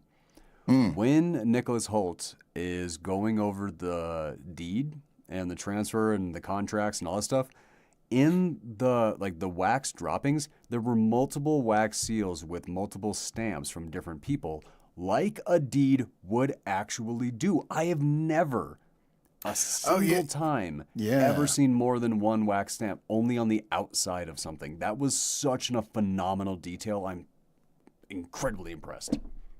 No, yeah, they really, yeah. Like it's kind of crazy to think of like unnecessary levels of detail. That just made it work. That you notice because of how extra they went in the care of it. Yeah, for But sure. see, it's the thing is like what some people would consider an unnecessary level of detail. That's what makes every perfect movie perfect. Mm-hmm. You are Yeah. never going to find what somebody is going to consider a perfect movie that lacks on the details. No, that's a very good point. Yeah, that is very true. Detail, I like, yeah. still like one of the ones that kind of like comes to mind too. And this might be a lot of people's like maybe a little overboard. Um, but Titanic, James Cameron's Titanic. He made What a about it? point like in the scene where when the boat starts to tip over and they have a shot where all of the plates fall off the shelf and smash in the little cutlery room. Yeah.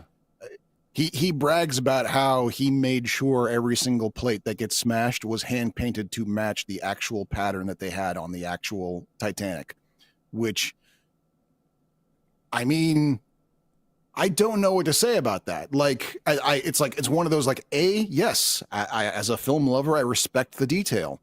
As someone who is often, you know, in the shit of filmmaking, I really, really, really feel sorry for the prop masters of that movie. Like, oh my god. Well, now hold on. Because because he sings the praise of those details and stuff like that.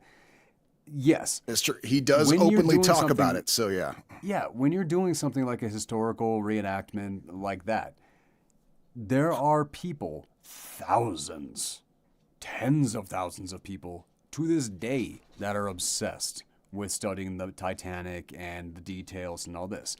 So Right.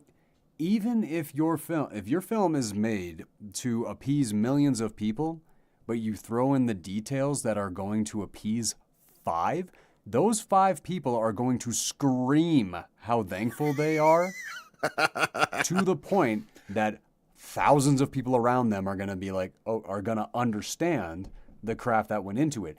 That, even if you're not doing it for the total audience, you are still doing it for your movie. And I think a lot of filmmakers miss out on that. Which just kind of also goes to show another random thought on that whole thing. I don't know why I'm thinking about Titanic this much all of a sudden. But it reminds me of just Anything like but scary vampire stuff. right. I don't like love Nosferatu. Don't want to think about it anymore. Moving on. So Oh, no, I get it. yeah, but yeah, it's like it just kind of goes to show just how much of a dick move it was for Neil deGrasse Tyson to publicly point out that the stars in the Titanic were wrong. Like after all the work and detail that Cameron went through, we're gonna hand paint the plates before we smash them all, and then in walks Mr. Super Nerd going like, your sky ain't quite right. Oh, fuck you, Neil. I love details. That's too far. And admittedly, I say that's too far because I still have my dream of directing something at some point, like just whatever for fun one day. I don't know, but no, like I want to do all the level of detail and stuff like that. Like, hey, you went through this, you have through this, you're gonna have this. You know what? You itch this part of your like these like little tiny details. Love because the real life characters who understand those mannerisms and those types of things, they're the ones who are going to celebrate your movie the hardest. And I I I love when we honor them. The God, what did they call the gypsies in this movie? I don't It wasn't remember. transients. No, I But think. I Well, think it I was like think an he old. did. I think they used like a couple different words for him because they kind of like he did call them gypsies at one point, but only one time, and then he Did he? even like he. Yeah, well, when he was trying to explain to Orlok why he was late, and he basically said like, my horse was stolen by gypsies, is what he Oh, told him. But whenever they were brought up, they basically used a different word to describe them every time they were mentioned. They were never called the same thing twice that I noticed. So I don't know. well, all I can say is they didn't say it enough for me to actually remember what the name of them, like, or what they reference them as at all. Right? The Yeah. That scene where they have the young virgin like going through on the horse, going up and then stomping at the vampire's grave, and that's how they know what it was. The fact that Robert Eggers did his research into that like level of detail to figure like all fantastic. Yeah. Absolutely fantastic. The thing about Nosferatu, and we're gonna move on to the next movie pretty quick here. The the thing about the absolute must see that is Nosferatu is it is gothic horror. Mm-hmm. And it's so beautiful. Like where I asked the audience what their favorite scary movie was, I don't think I could ever classify Nosferatu as a scary movie because it's too good. Mm. I feel like Interesting. scary Okay. movie is a more cheap term for like knockoff thrills and like Okay. reaction. Nosferatu is gothic horror cinema. Right. It's not a collection of jump scares and gross outs. This is something that touches every part of just general anxiety and discomfort all the way through. There is no like, oh, we'll make you feel safe for a half a second just before the bad, it's like, oh, the bad guy's dead, we're all safe, and then one last jump scare. None of that cheap shit is in this. You are tense and nervous and anxious from beginning to end throughout the whole movie. There was one time, or just one thing, that got me. Mm. Orlok's bites Oh yeah, yeah, because and the slurping. they had that, yeah, the sound effect that got me too. Yeah, I mean, like Oh, that's like when you see the scene of him feeding on his victims, it's like it's not very violent by itself. It basically is just him hunched over them. So visually, often in it's shadow. kind yeah, like visually it's kind of muted, but you hear that slurping, gulping noise. That's what really that's what you go like, like that, gave me the willies. So, um, but Yeah. even like what seemed like when we're getting our setup, like we're showing like the normal family home life of these aristocratic ish British people, or no, not, they're not British, they're German, right? Yeah, they're German. Hmm. And like we're introduced, like the first time we meet the children of the friends' children, like right off the bat we're getting foreshadowing. Why? Because it's bedtime and the kids don't want to go to bed because there's a monster in their room. Oh, daddy, we don't want to go to bed. Right off the bat, you're like, oh, fuck, they're going to kill the kids. Oh, God, no. And it takes Oh, no. forever. It takes Yeah. so long, you almost forget about that moment. Yes. And And they then, feel no need to remind you. no, not at all. Yeah. No, it still comes right at you like a ton of bricks. Yeah. Oh God, when he ragdolls that kid. Oh, yeah. Wow. Yeah. No, No. this movie might have fucked me up for a while. Lily Rose Depp. I don't know much about her performances prior to Nosferatu. I think she was in Tusk, but Yeah, and also as far as the me, this was introducing. yeah, I saw her. I didn't see her in Tusk. I saw her in the unofficial sequel to Tusk, which was I think called Yoga Hosers. I think is what it was called. And that's a sequel to Tusk. It Yes and no. It's basically the characters that Lily Depp and Harley Quinn Smith played in Tusk, they get their own movie all by themselves, and it's called Yoga Hosers. And I honestly do not remember what it's even about. Oh my God. Okay, fair enough. It's so, it, but I did see it because it was a Kevin Smith movie. I was like, oh, so okay. Let's see. Let's see if these two daughters can act at all. They were okay. Lily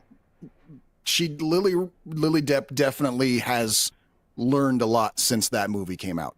So, I will say, I am glad that we didn't get Timothée Chalamet. I think he's too pretty for a role like this. I like that these characters were much more believable as regular people. Like, okay, I'm not gonna knock Lily Rose Depp. I'm not gonna say that she's not attractive or anything like that. But I bought her as a regular person. right, yeah.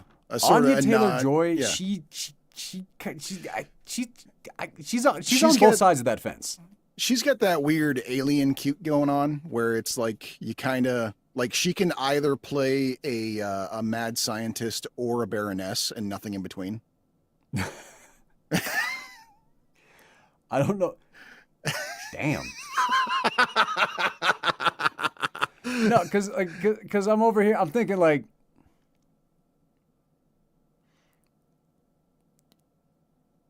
because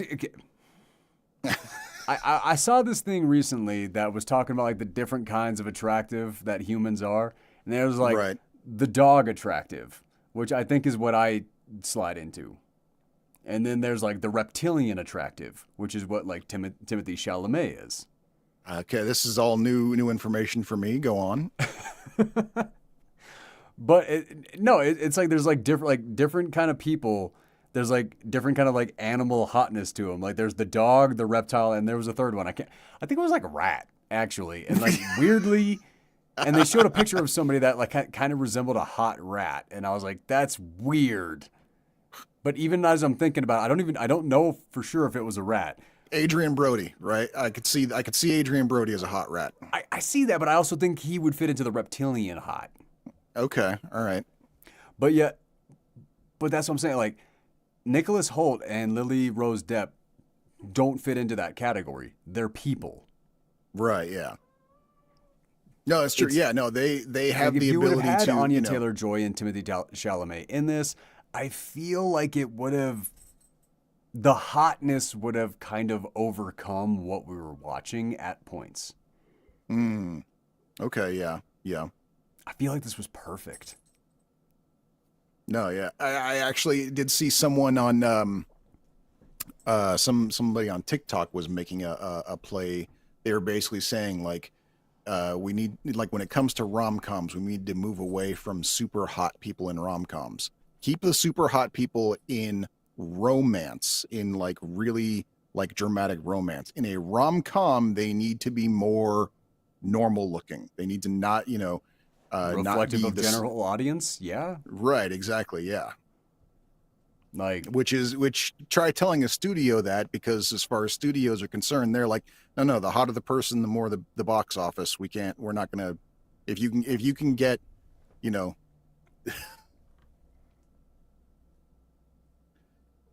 it seemed like there was an end to that sentence. Sorry. No, I got confused because when you looked away, that's usually what you do when your wife is talking to you about something, who I know is not there, and I'm like, who's there with you, Brad? What's going? Oh, okay.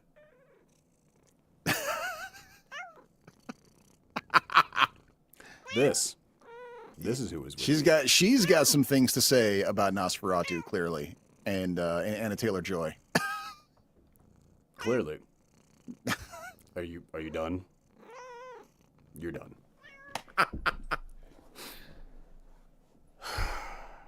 We should just do a whole episode just interviewing that cat on her thoughts. She would talk back. Yeah. She genuinely would. Yeah.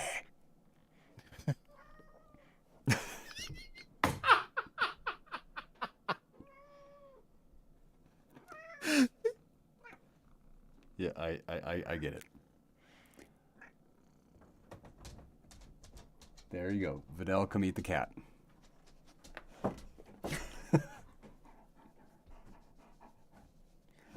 I so for those of you who don't know, usually when Doc and I are doing the show, my wife will take all of the animals and like just go and have a huge cuddle session and watch like sometimes us, sometimes a movie, and just that's where the animals are. Except for this one, for obvious reasons. Right. She's out of town, so all of the animals, all of them, they're like, dude, it's Thursday night. It's cuddle time. No, it's not. Right. It's Wednesday night, Brad. What? Oh, It's right, Wednesday. yeah. Yeah. Right, yeah. That changed some time ago. No, it still gets me. It still gets me too. I still like after we do the show, the next morning I wake up and be like, oh, all right, it's time to go to work. Oh no, wait, no, it's tomorrow. Oh shit. No, I feel that. Ultimately, Nosferatu, it's an absolute must-see. If you're a horror fan, 100%. go. If you're not a horror fan, It's a get ready to cinematic be master. surprised. It's a cinematic masterpiece. If you are a fan of movies at all, this is the movie to see. This will probably be one of the best, if not the best, movies that you will see of these last 10 years. It's I'd be really, really hard pressed to think of a better movie that's been made in the last 10 years. There's a lot of really good ones. I'm not one of those people who are going to say all movies are shit nowadays, but holy crap, you'd be really, really hard pressed to think of a better movie these last 10 years. And yes, I am including Endgame in that because Endgame has a very specific audience. That's fan service the movie, man. That's Yeah, not exactly. Yeah, you don't no, that doesn't count for anything. You can't right. as much as I am a Marvel guy and I enjoy the Marvel movies and I'll probably see all of them until I die. Yep, yep. That's just No, my new favorite thing on TikTok nowadays is watching videos of people showing the Marvel universe to like their friends and family who never saw it, and then recording their reactions to Endgame. That's like my new. Oh, really? That's my new brain candy. Just watching, just like showing my girlfriend Endgame for the first time, and then we got video of just her sitting there going like, ah, ah, ah. That's all it is. That's all. It's just like a 2-minute long video of some chick freaking out at things that I'm like, yeah, right. You see, I'm not. Yeah, Yeah. it's great. Like, no, Yeah. I had a moment like that. I was hanging out with my brother-in-law, and we were just looking for something to watch and like that. And it was pretty recently when Thor Ragnarok hit streaming, and I was Okay. like, "Have you seen this?" He was like, "No, I was kind of thinking about it." Like, want to check it out? And yeah, that whole movie, he's like, "That's what these movies are like." I'm like, "I wish, but no." That's this one is like. Yeah, this one kind of turned on its head. The whole like even the prequels, even the other two Thor movies were nothing like this one. Yeah. No, that's the thing. The Thor movies, yeah, there's 4 of them. None of them are anything alike. Right. Which is so weird because there's a saga of movies about one. You good? There's a saga of movies about one character, and the film style is completely inconsistent all the way across. Right. Yeah. Yep. All right, what do you say? You want to take 5:10, then get over to Shaun of the Dead? Yes, I need to go to the bathroom. 100%. Let's do this. All right, fair enough.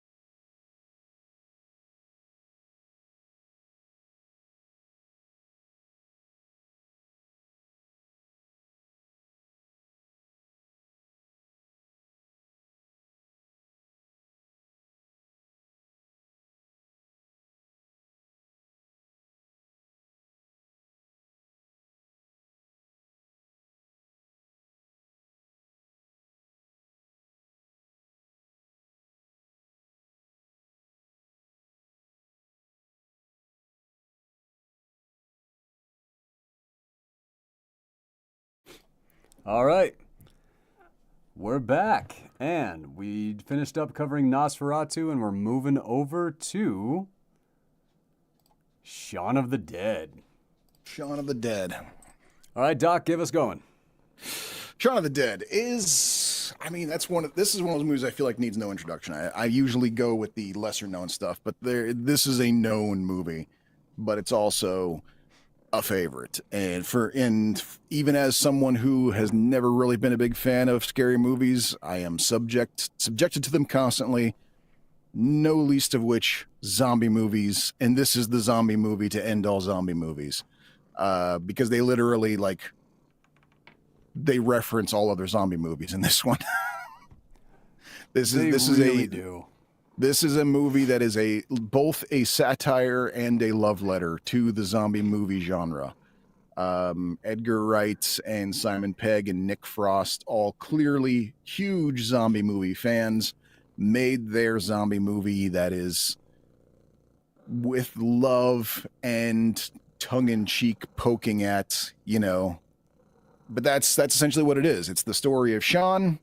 He's just a guy, hangs out at the pub all day, having problems with his girlfriend, got a couple of shitty roommates. He's a regular guy, and then the world ends, and he's got to deal with that, and he's not very good at that. And that's the movie. That is Yeah. exactly the movie. My light died. I gotta say, there's a lot of brilliance to the movie. The thing that I hate about a lot of zombie movies is how inconsistent the zombies are. And the funny thing about this movie is there was no inconsistency to how fast or slow the zombies move. They were just pathetically slow the entire time. Right. That's Yes. my beard. Yes. Leave it alone. Which is interesting because that was kind of part of these were, of all the versions of zombies we've gotten, these were the easiest ones. They were all I can't believe I called dumb. that pool cue thing. Right. Yeah. They were all slow, they were all dumb, and yet they still couldn't handle it. They still The most couldn't unbelievable deal. part of Shaun of the Dead was the fact that there were that many zombies, because who would have gotten got? Right, yeah. But that's, that's But that's the how it all. satire. That's the thing, yeah. No, That's the and that- it satire. worked That's really. the suspension. That's the suspension of disbelief on every zombie movie, because I feel even in a world where zombie movies don't exist, and so we haven't been primed to watch out for them, even then, I feel like it would take a lot of work for one of them to get close to somebody enough to bite them, Well, yeah, absolutely. Because Yeah. look, no matter your position politically on the homeless or the unhoused, whatever, if Right. you have one approaching you that does not look friendly, you don't give them a hug. Right, exactly. Yeah. Yeah. You give the ones that are friendly a hug. That's that's something that kind of gets me every once in a while. But in Shaun of the Dead, the brilliance behind it, I mean, obviously, there's no. You already have kind of said that this is not an unsung movie. Mm-hmm. I have had this pushed on me so many times, and that's why I haven't seen it until now, because I'm one of those guys. Right, yeah. Yep. Okay, you hyped it up too much. There's no way it's going to be this good. I don't feel like I have to wait until I've kind of forgotten about the movie and all of the hype so I can enjoy the movie. Right, yeah. Problem is, Shaun of the Dead's hype never died. No, it comes every Halloween. It's on everybody's Halloween watch list. Yeah, every year it becomes rehyped all over again. Yeah. And God, we're going on. God, what year did that come out? I think it's been 25 years, hasn't it? Well, I told you to give us the rundown. I thought you were going to go to the IMDb. I'll do it. Okay.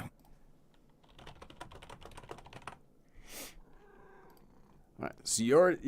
So directed by Edgar Wright, written by Simon Pegg and Edgar Wright, and starring Simon Pegg, Kate Ashfield, and Nick Frost. Problem was, I did not think that Kate Ashfield was going to be the star of the movie. I really didn't.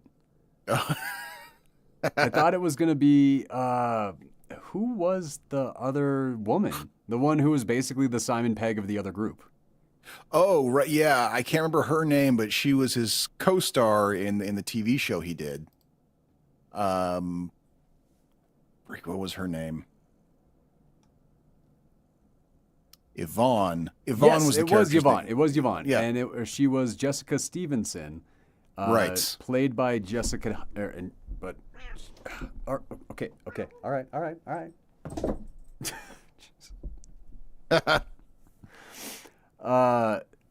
She is known, Shaun of the Dead, Spaced, the Royal Spaced. Family, son of Rambo. That's a parody because it's spelled son of Rambow, and she Okay. plays Mary Proudfoot. Yeah, that's got to be a parody. Yeah. That has Okay. to be. I've never heard of it. It's from 2007, but yeah. Oh my god. Yeah. But she's in Death of a Unicorn. I had been meaning to get around to seeing that. Oh, I think I kind of heard of that. Yeah. And no freaking way. Hmm. The one who played Kate, is that the lady from Halo? The one who played Kai? Did you watch Kate. Halo? No, I have not. Oh, okay.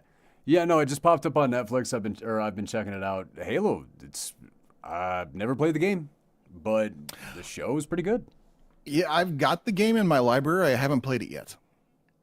See, They played they had Doom, the trilogy. and They I had the basically trilogy on sale. understood that Halo was just Doom.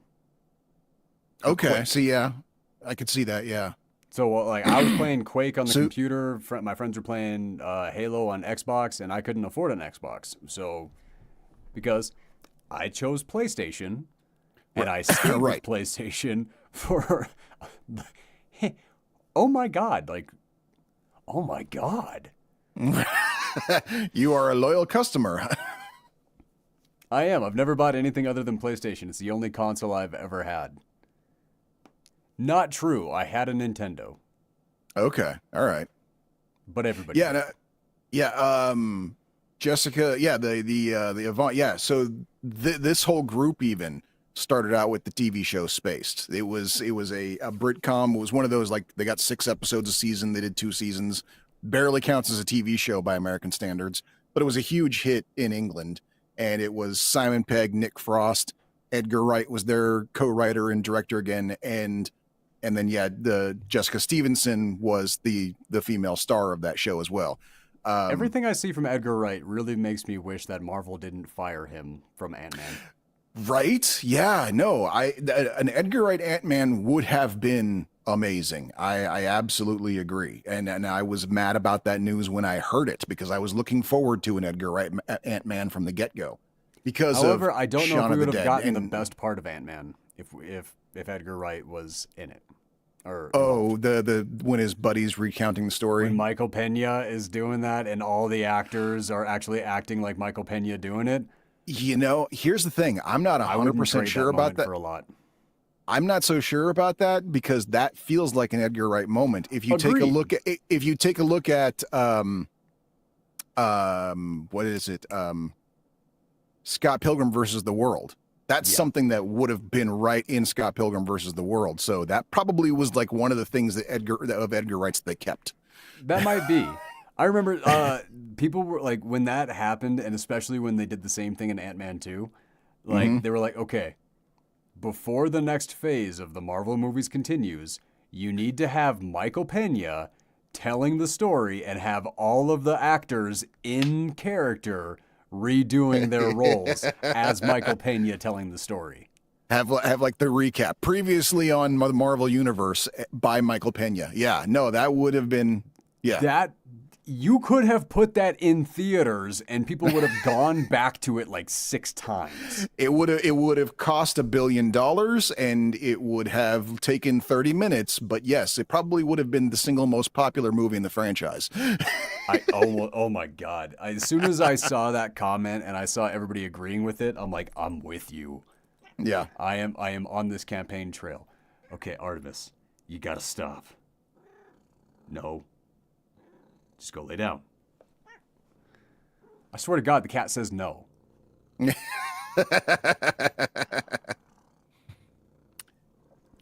I know there are people out there that like their cat goes off and sits in a corner of the house and they're like, my cat doesn't love me. It's just there because this is not the Yep. relationship I have with mine. Mine is obsessed with me. Yeah. Yep. No. The only other cat I have ever seen, like, because, no, I've had cats before, everything like that. The only other one that I've ever seen do that to people's faces is hairless cats to men with beards. Okay. No, I see cats do that all the time personally. Yeah. No, Really? yeah, especially, my son's cat. He's the one I'm living with right now.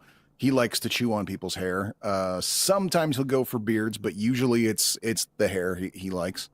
Well, But I'm yeah, glad this like one doesn't chew on hair.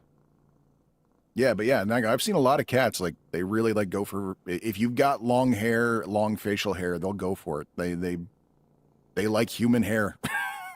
No, I've had long hair. I've had a long beard. I've never, nope, only hairless cats. They're the only ones that Interesting. mess with my face. Okay. That and this one, which is actually being kind of cute right now. Mm. She's laying in my lap and she's got like her chin up on the desk and she's like falling asleep like that. And if you stayed like that, you'd be awesome.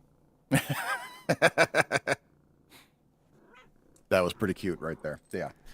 No, but this movie, it has kind of a bit of a who's who of BBC Britcoms in it. Like we've got the two friends. We got Dylan Moran and Lucy Davis playing the two friends, and depending on who you are, you'd recognize Lucy Davis either as one of the aunts from the Sabrina TV show that Netflix did. Oh, She's one that of was Sabrina's her. aunts. Yeah. Most famously, though, she was in the original British version of The Office. She was Dawn, who was the Pam of the British version. And so that's probably her biggest claim to fame right there. But yeah, Never so seen The Office. she's okay. Yeah. So the if you watch the British one, you can see why it got so popular worldwide in all the different remakes that it had. No, that's fair. Um, No, like that's the thing. Like the character who played or who was his girlfriend, I didn't like her as his girlfriend at any point in the entire movie.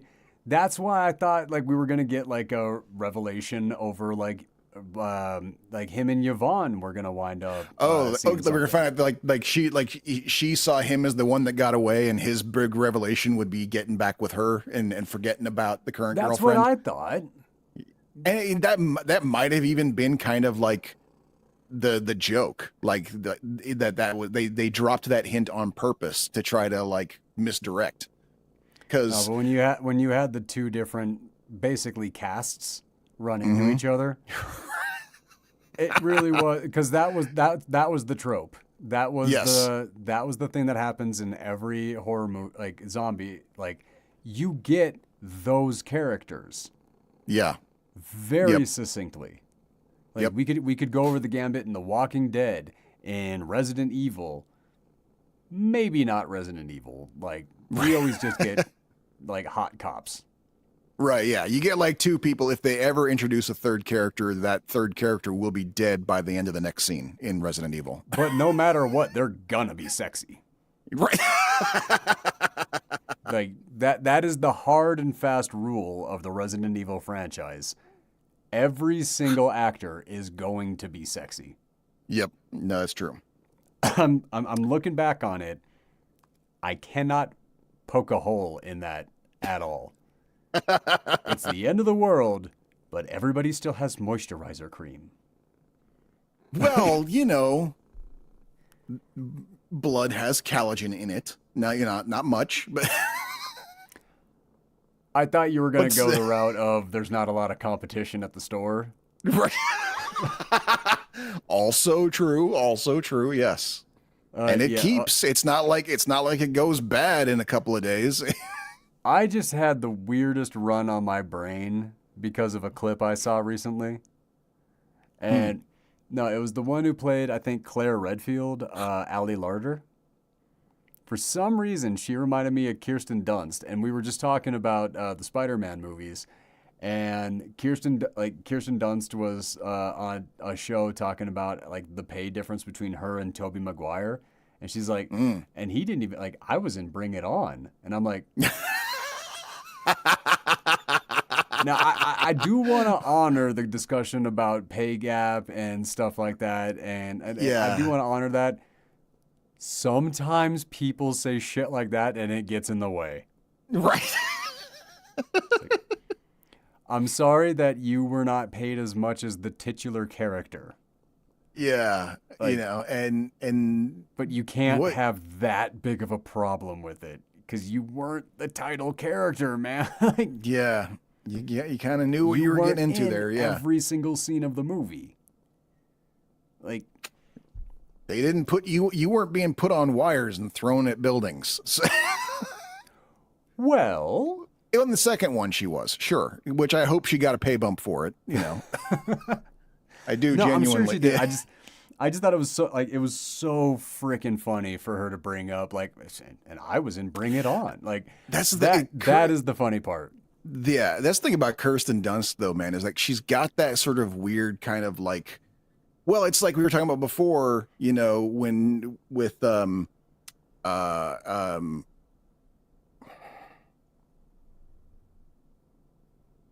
Nick Nolte movie, Mother Night. Mother Night. Thank you. Why did I forget the name? It's my movie, damn it. With her and Mother Night, we were saying, like, if you need a creepy Nazi child, you get Kirsten Dunst. You know, she's got that sort of weird, ethereal, holier than thou Aryan thing going about her. So when she says shit like that, you have no idea if she's joking or not. Like, you just kind of sit there and go like, huh?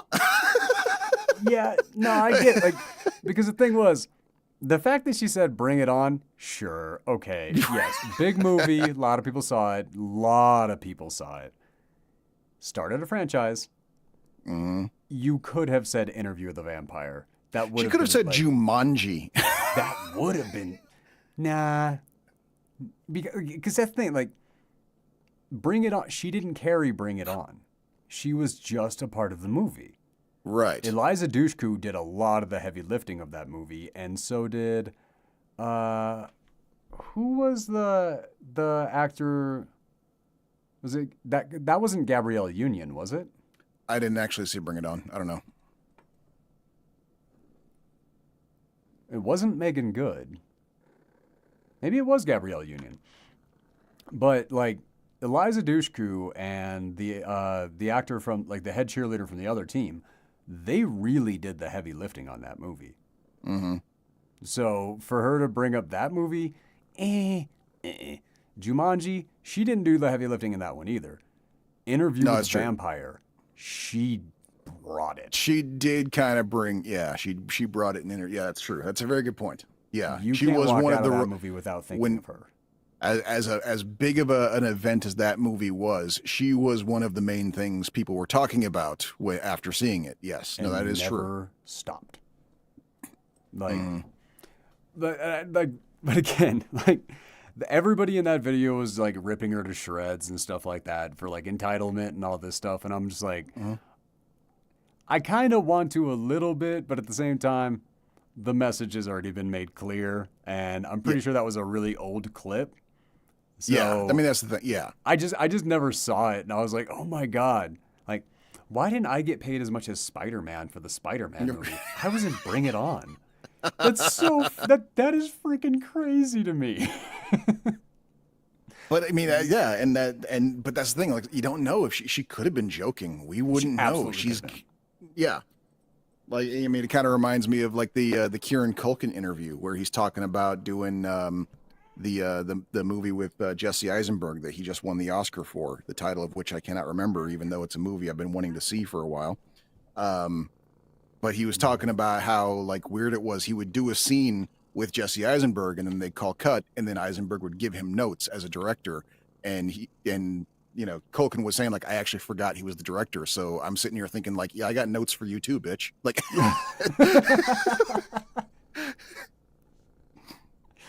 oh, outstanding.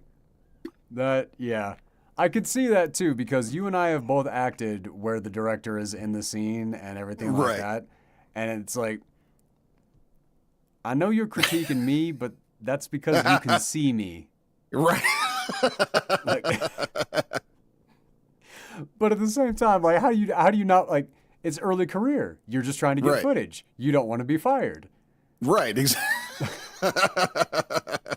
No, but I had that thought a couple times where I'm like, uh huh. Do I have permission to speak back? Because It's an indie set. You never know. You could be cool about it. You might not be. You never know. yeah, that's the thing, man. Because you'd think on an indie set, like everybody would kind of understand their position, where they're at in life, what they're doing. It's like, okay, this is A little not bit more of a teamwork feel going on. Yeah. exactly. But no, independent film oftentimes is where you find the people who refuse to take the advice to actually reach success.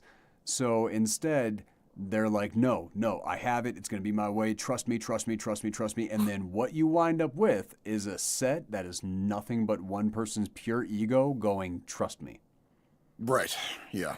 I've been on not as many sets as any actor I know. Like, they kept going. But I've been on enough sets that I have seen the extraordinary difference. When you have, it's not the ego, but it's everybody doing the same thing that they've done 1,000 times before. They know their job. They're trusted to do their job, and it just goes. Those are the ones that work out.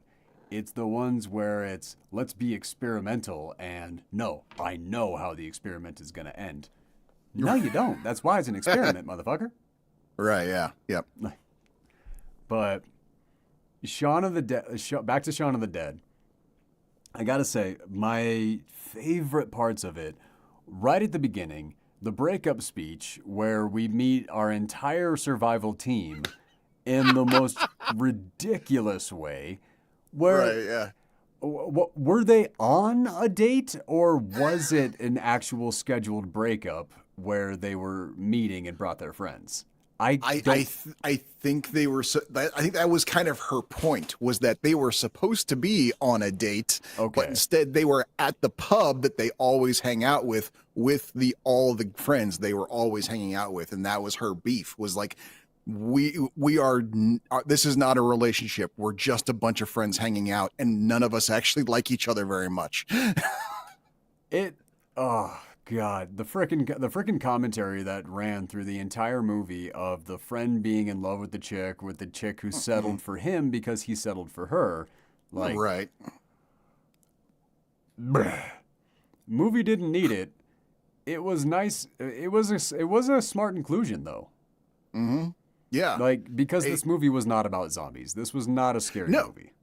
And that again, this brings us back to the fact that this was a love letter to zombie movies, and that is kind of the main. I mean, we've kind of lost a little bit of it in modern times, but not quite as much. Some of the biggest ones still remember this. You know, take your Like Not George Walking Dead. Romero, like you got 28 days, 28 weeks, and then I don't know if Yeah. it's come out yet, but 28 years later. Right. Yeah, I know. I heard about that. I don't know if it's out yet either, but I was interested in that. Because Pretty I interesting, remember. too, 'cause that's basically what kicked off Cillian Murphy's career. Yeah, I remember really liking 28 weeks later. I remember that one. That one was really well done. I don't remember 28 weeks later. I only remember 28 days. Okay. 20, that was the one that had Cillian what's Murphy. his name? 28 weeks was Cillian Murphy in that? I can't remember. I remember it had not Robert. The guy from Trainspotting. The guy who played Bugsby from Trainspotting. What is his name? Not Ewan McGregor.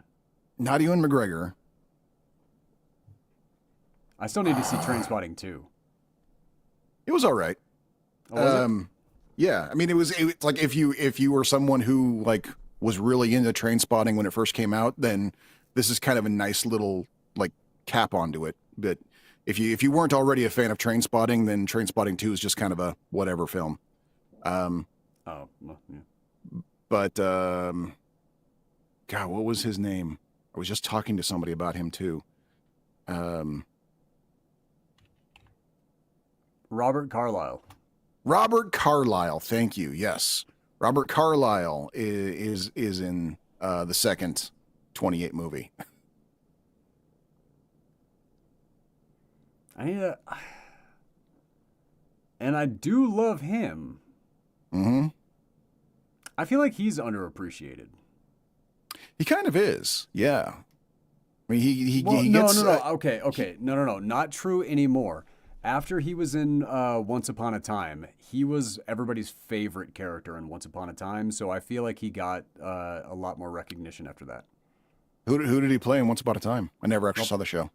He was He Rumpelstiltskin. Oh, yes. okay.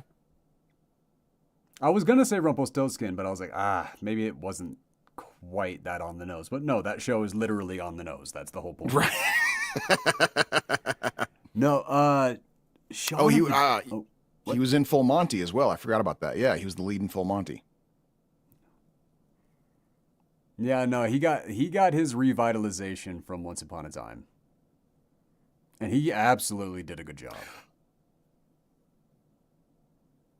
What are you confused by? Oh no, I was just looking at Robert Carlyle's Up and Coming, and apparently there's going to be a TV show called Watson, which follows Dr. John Watson. Yeah, I heard and about that. Robert Carlyle is in one episode as Sherlock Holmes. Oh, he's gonna be Holmes. I can see it. Yeah. Interesting. Okay. Yeah, I can see that.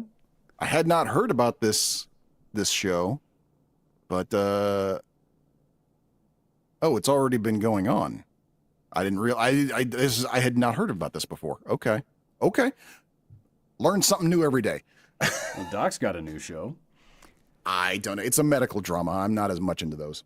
No, the Shaun of the Dead. I mean, favorite parts, the whole movie. Yeah. No, it's tough to pick out because because that's what Edgar Wright does. Edgar Wright basically is like he weaves things together so well. It's hard to pick one part that is separated from everything else. But I will say the breakup. Mm-hmm. Yeah, the breakup scene at the beginning was good. That whole introduction to all the characters. The breakdown that Nick or Ed gives for all the bar goers and all that, that was hilarious the whole way through. Yep.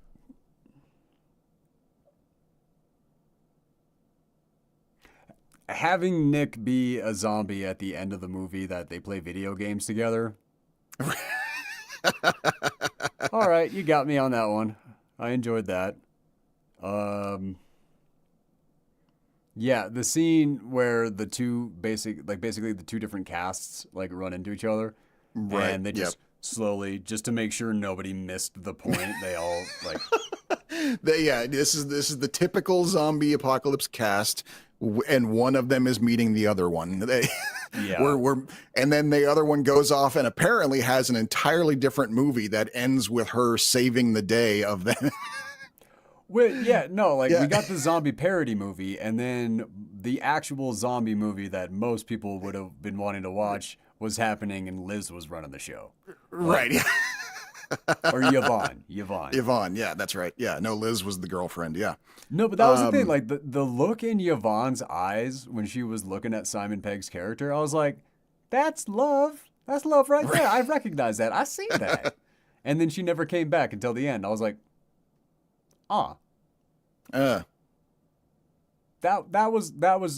that might be my one critique, is that I feel like they cast the wrong actor to play opposite Simon Pegg for the romance.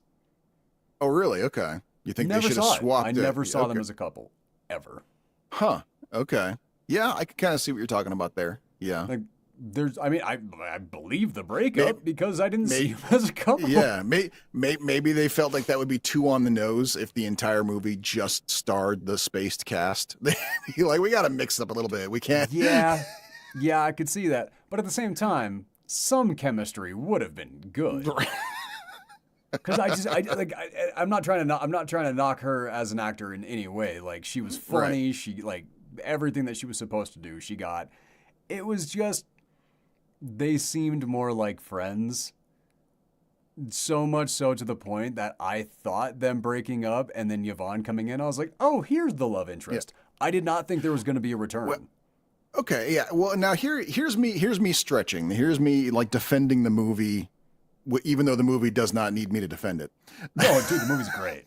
Yeah.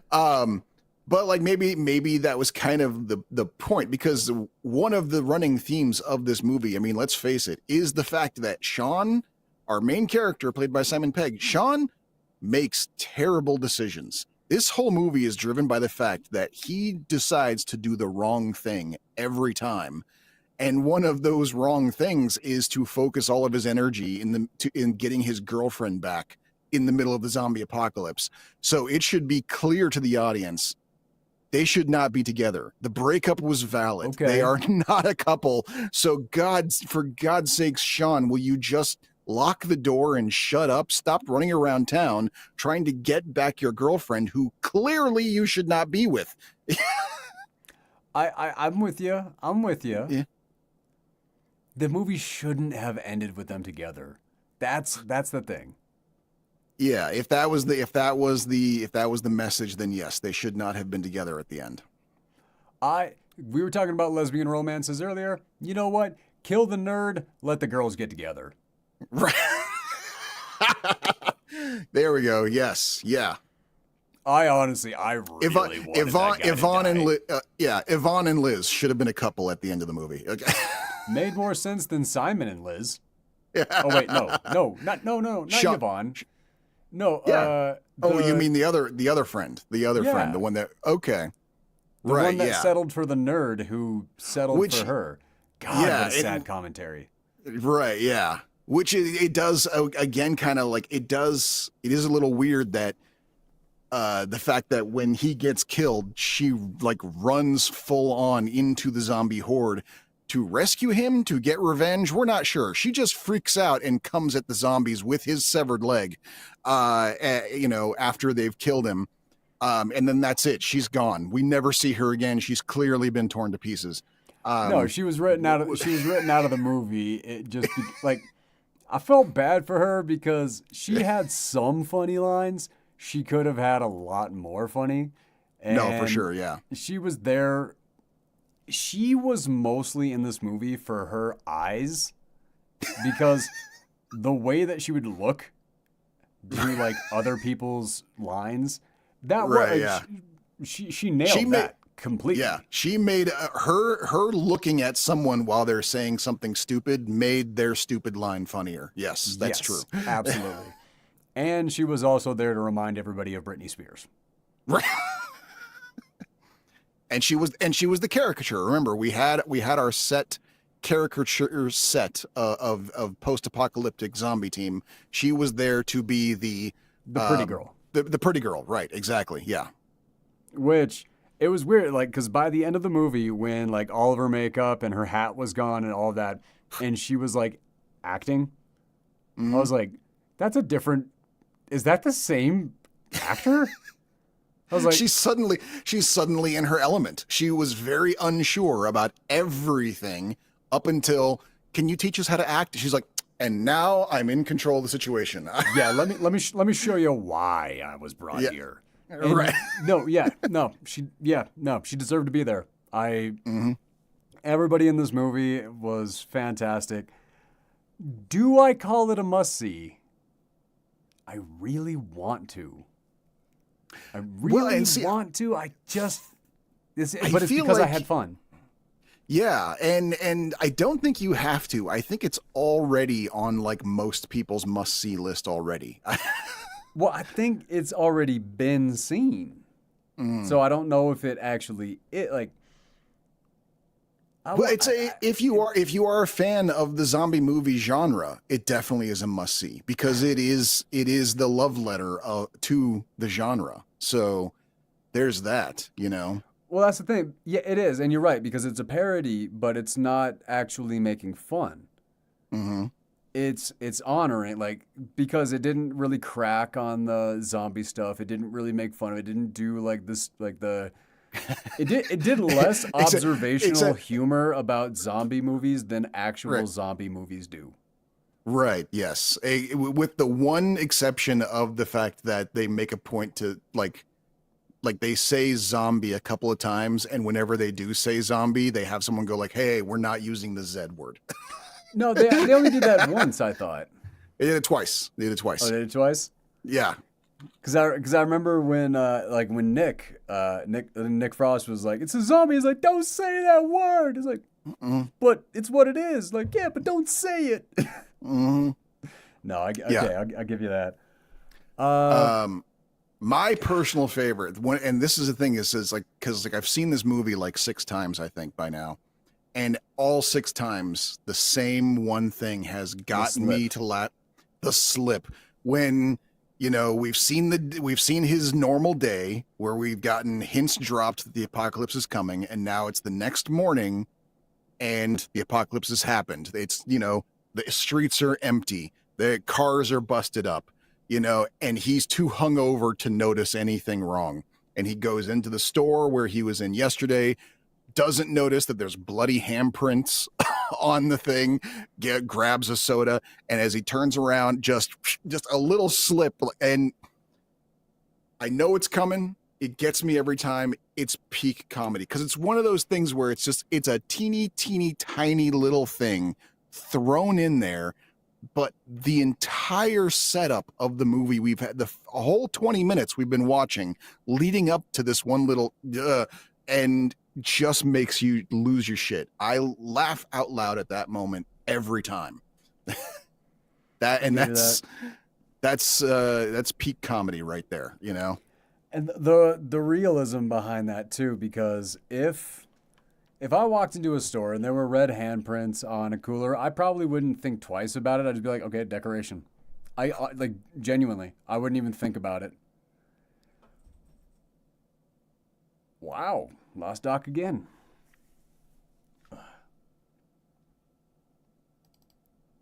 Welcome back. Hello. You were saying. What was I saying? You wouldn't think twice about bloody handprints on a Yeah, thing in a no, store. I just think it was regular decoration, just like any other time. Like I think, Hmm. okay, somebody's kids were having fun, everything like that. Felt like doing some stuff. Sure. Nah, it's I think no, I know my favorite part of this movie. Mm. Queen having a ball. Ah, yes. Yep. Just everybody smacking the crap out of that bartender for absolutely no reason for way too long. And just no, absolutely so stupid, so incredibly stupid. I love it. Yep. Oh, that was the point I was trying to make earlier. That I got sidetracked. Last of Us. Last of Us does a little bit of this too, where the point of a zombie movie, a good zombie movie, isn't the zombies. It's a social strata or a social construct that we never really think about, but when you put it under the pressure of a extreme situation, we see the cracks appear. And in the case of Shaun of the Dead, the the perfectly normal situation is the fact that he is dealing with a breakup and he is not accepting it. The zombie apocalypse is just the backdrop of how badly he's dealing with it. That's what the movie's really about, is how badly he is dealing with his breakup. I gotta disagree a little bit because Hmm. the movie doesn't answer that question. Oh, how do you mean? They wind up together by the end. Yes, after they wind up together at the end, after all of their friends are dead.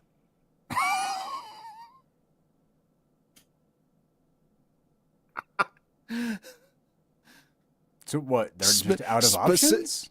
I mean, it's even as Ed is dying. Like Ed is the last one, and he's dying, and they're trying to get away, and he says, as Shaun and Liz are about to make their last big escape, Ed even says to him, "No, go on without me. I'm just gonna hold you back." Okay. All right. Yeah. All right, I'll give you that. Also, the more that you talk about this, I'm realizing Shaun of the Dead is a day in the life of. Oh yeah, no, actually, you're right. It kind of is. In the raw sense of it, yeah. It is a day in the life of Shaun. Yeah. It's a different kind of day, Right. but it's a day in the life of just him and his relationship. If that's the way you view the movie, then yeah, it is a day in the life of his relationship. This is just what happened on the day. All right, do you have any final thoughts about Shaun of the Dead? Nope. I think this is a movie that's going to be see it. dissected and talked about for like long after we're dead. I bet they'll have their own version by then. That's a good. Someone might try because it's not like the zombie We have movie our genre. romance zombie movie in Warm Bodies. Yeah, like the zombie movie genre has not ended with Shaun of the Dead. There have been more. There's more material out there to make another Shaun of the Dead with. Will the next person to try do it the way, with the same care and love that Edgar Wright did?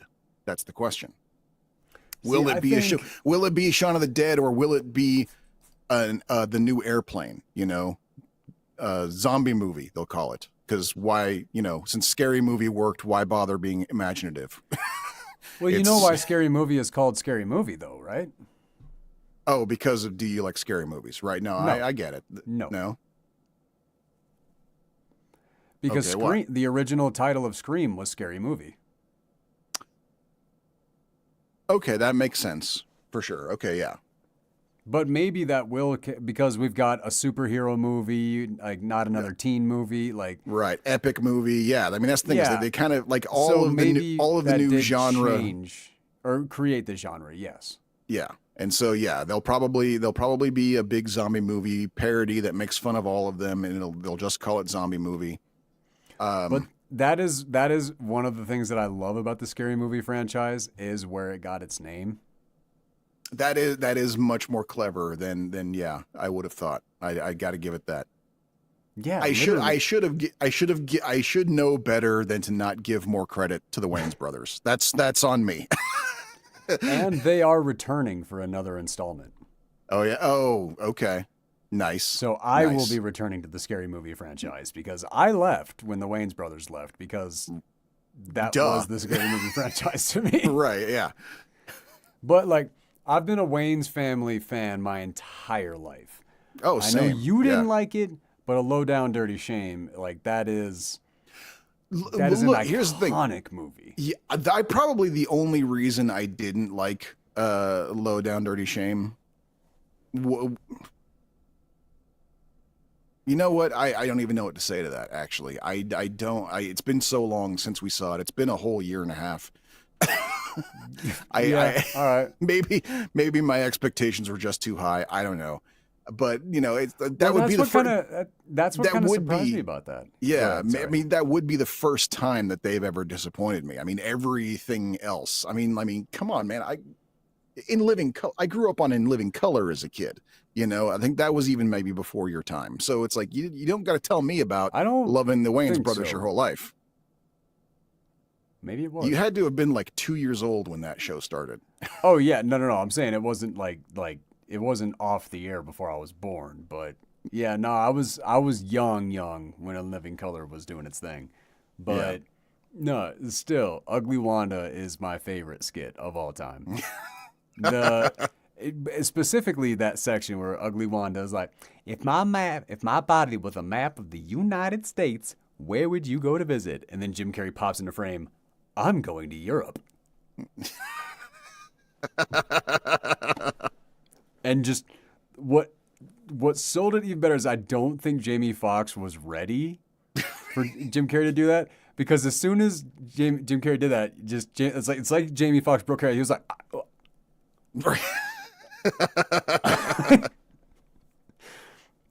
there's another Jamie Foxx win for like skit TV. Mm-hmm. He was doing like this one, and he was just going off, and he flubbed his line once. Then he tried again, and he flubbed his line again, and he's like, "How about live? We're live." And he turned around and looked at somebody else. He's like, "Did you know that?" Like, like that. Like, and that's how you do it. Yeah, that is how you mess up. That is 100% how you mess up. Iris, the light is off. Nobody can see you anymore. You're just creepy. Let's see. This is the silent cat. This is why this cat is part of the podcast. Like, it's the other one. The one that never stops. But, no. I mean, Doc, you've already said it all. Shaun of the Dead, it's hard to call it a must-see because it's basically already been called a must-see by everybody else. It's definitely high on my recommendation list, though. Yep. And then we're going to continue that Cornetto trilogy next week with it's one that you've already seen, but we're now going to revisit for you. Now that you've got the Edgar Wright primer eyes, you know what you're looking at this time. We're going to go to Hot Fuzz. Now we've gone from the love letter to zombie movies to the love letter of buddy cop movies. Yeah. All right, and what do you have for me to put up against Hot Fuzz? To ride along with Hot Fuzz. A Daughter of Destiny. You're asking for a lot there, man. That movie's over 100 years old. That might be hard to find. No, it's 97 years old. That might be a difficult one to get. Do you have a plan B just in case? Just in case Daughter of Destiny is hard to find. Let's see. Yeah, I want to stick with this theme because Nosferatu was so good, but I know I'm gonna have to search for something as good as that. That's gonna be a tough call, man. Like to try and match that up. Yeah, that's. Give me a second. See if you can track it down real quick. But give me a second. I found my notebook. Maybe there's something in there. Okay.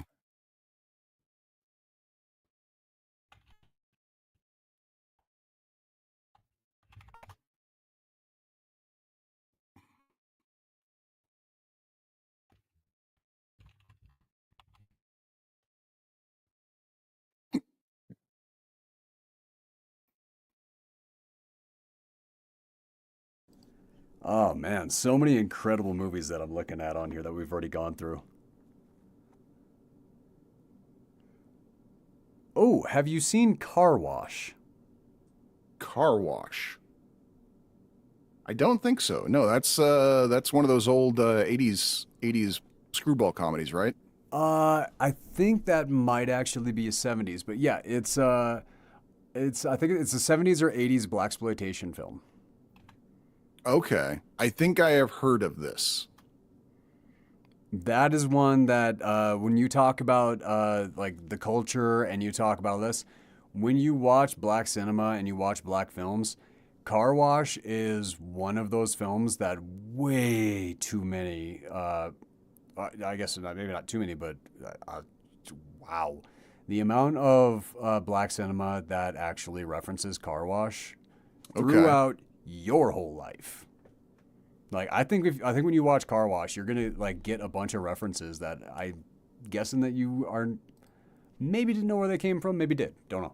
Okay, all right, that should be interesting. All right. Well, So nothing's coming up for Daughter of Destiny, or even its original title, Al Ronay. Like that's coming up with diddly. Really? Yeah. Did you check YouTube? Right. I'm gonna check YouTube real quick.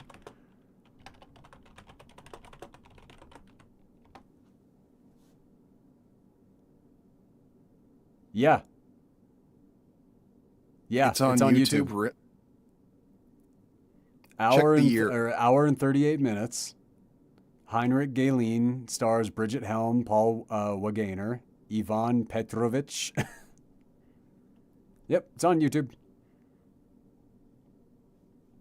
Son of a bitch. Okay, I guess we're Pushing watching Car Wash to the following week then. Okay. Did you look up Car Wash at all though? No, not yet. No. Okay, yeah. Franklin Ajaye, Sully Boyar, Richard Brestoff, George Carlin, Otis Day. Wow. Okay. No, it goes, man. It goes. Written by Joel Schumacher. I thought Richard Pryor was in this too. Bill Duke is in this? Oh, God. Is he even still alive?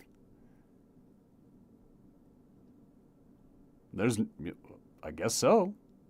Okay. Yeah.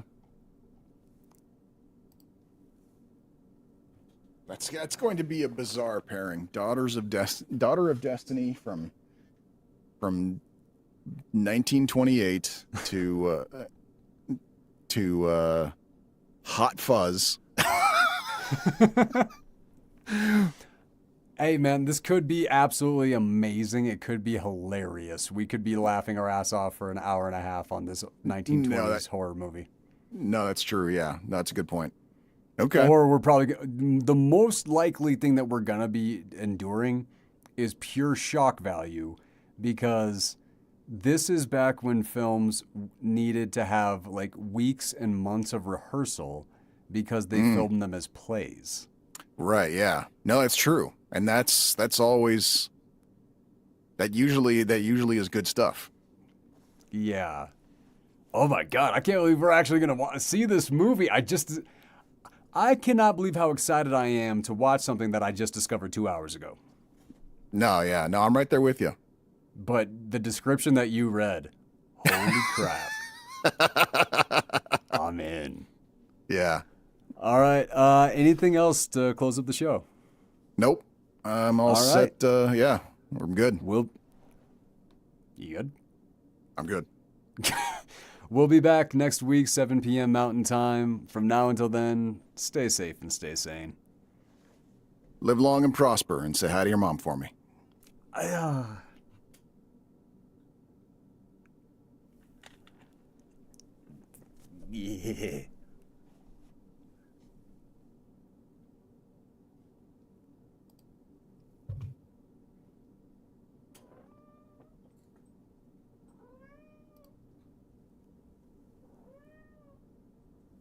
I would like to thank you for waiting to meow until now.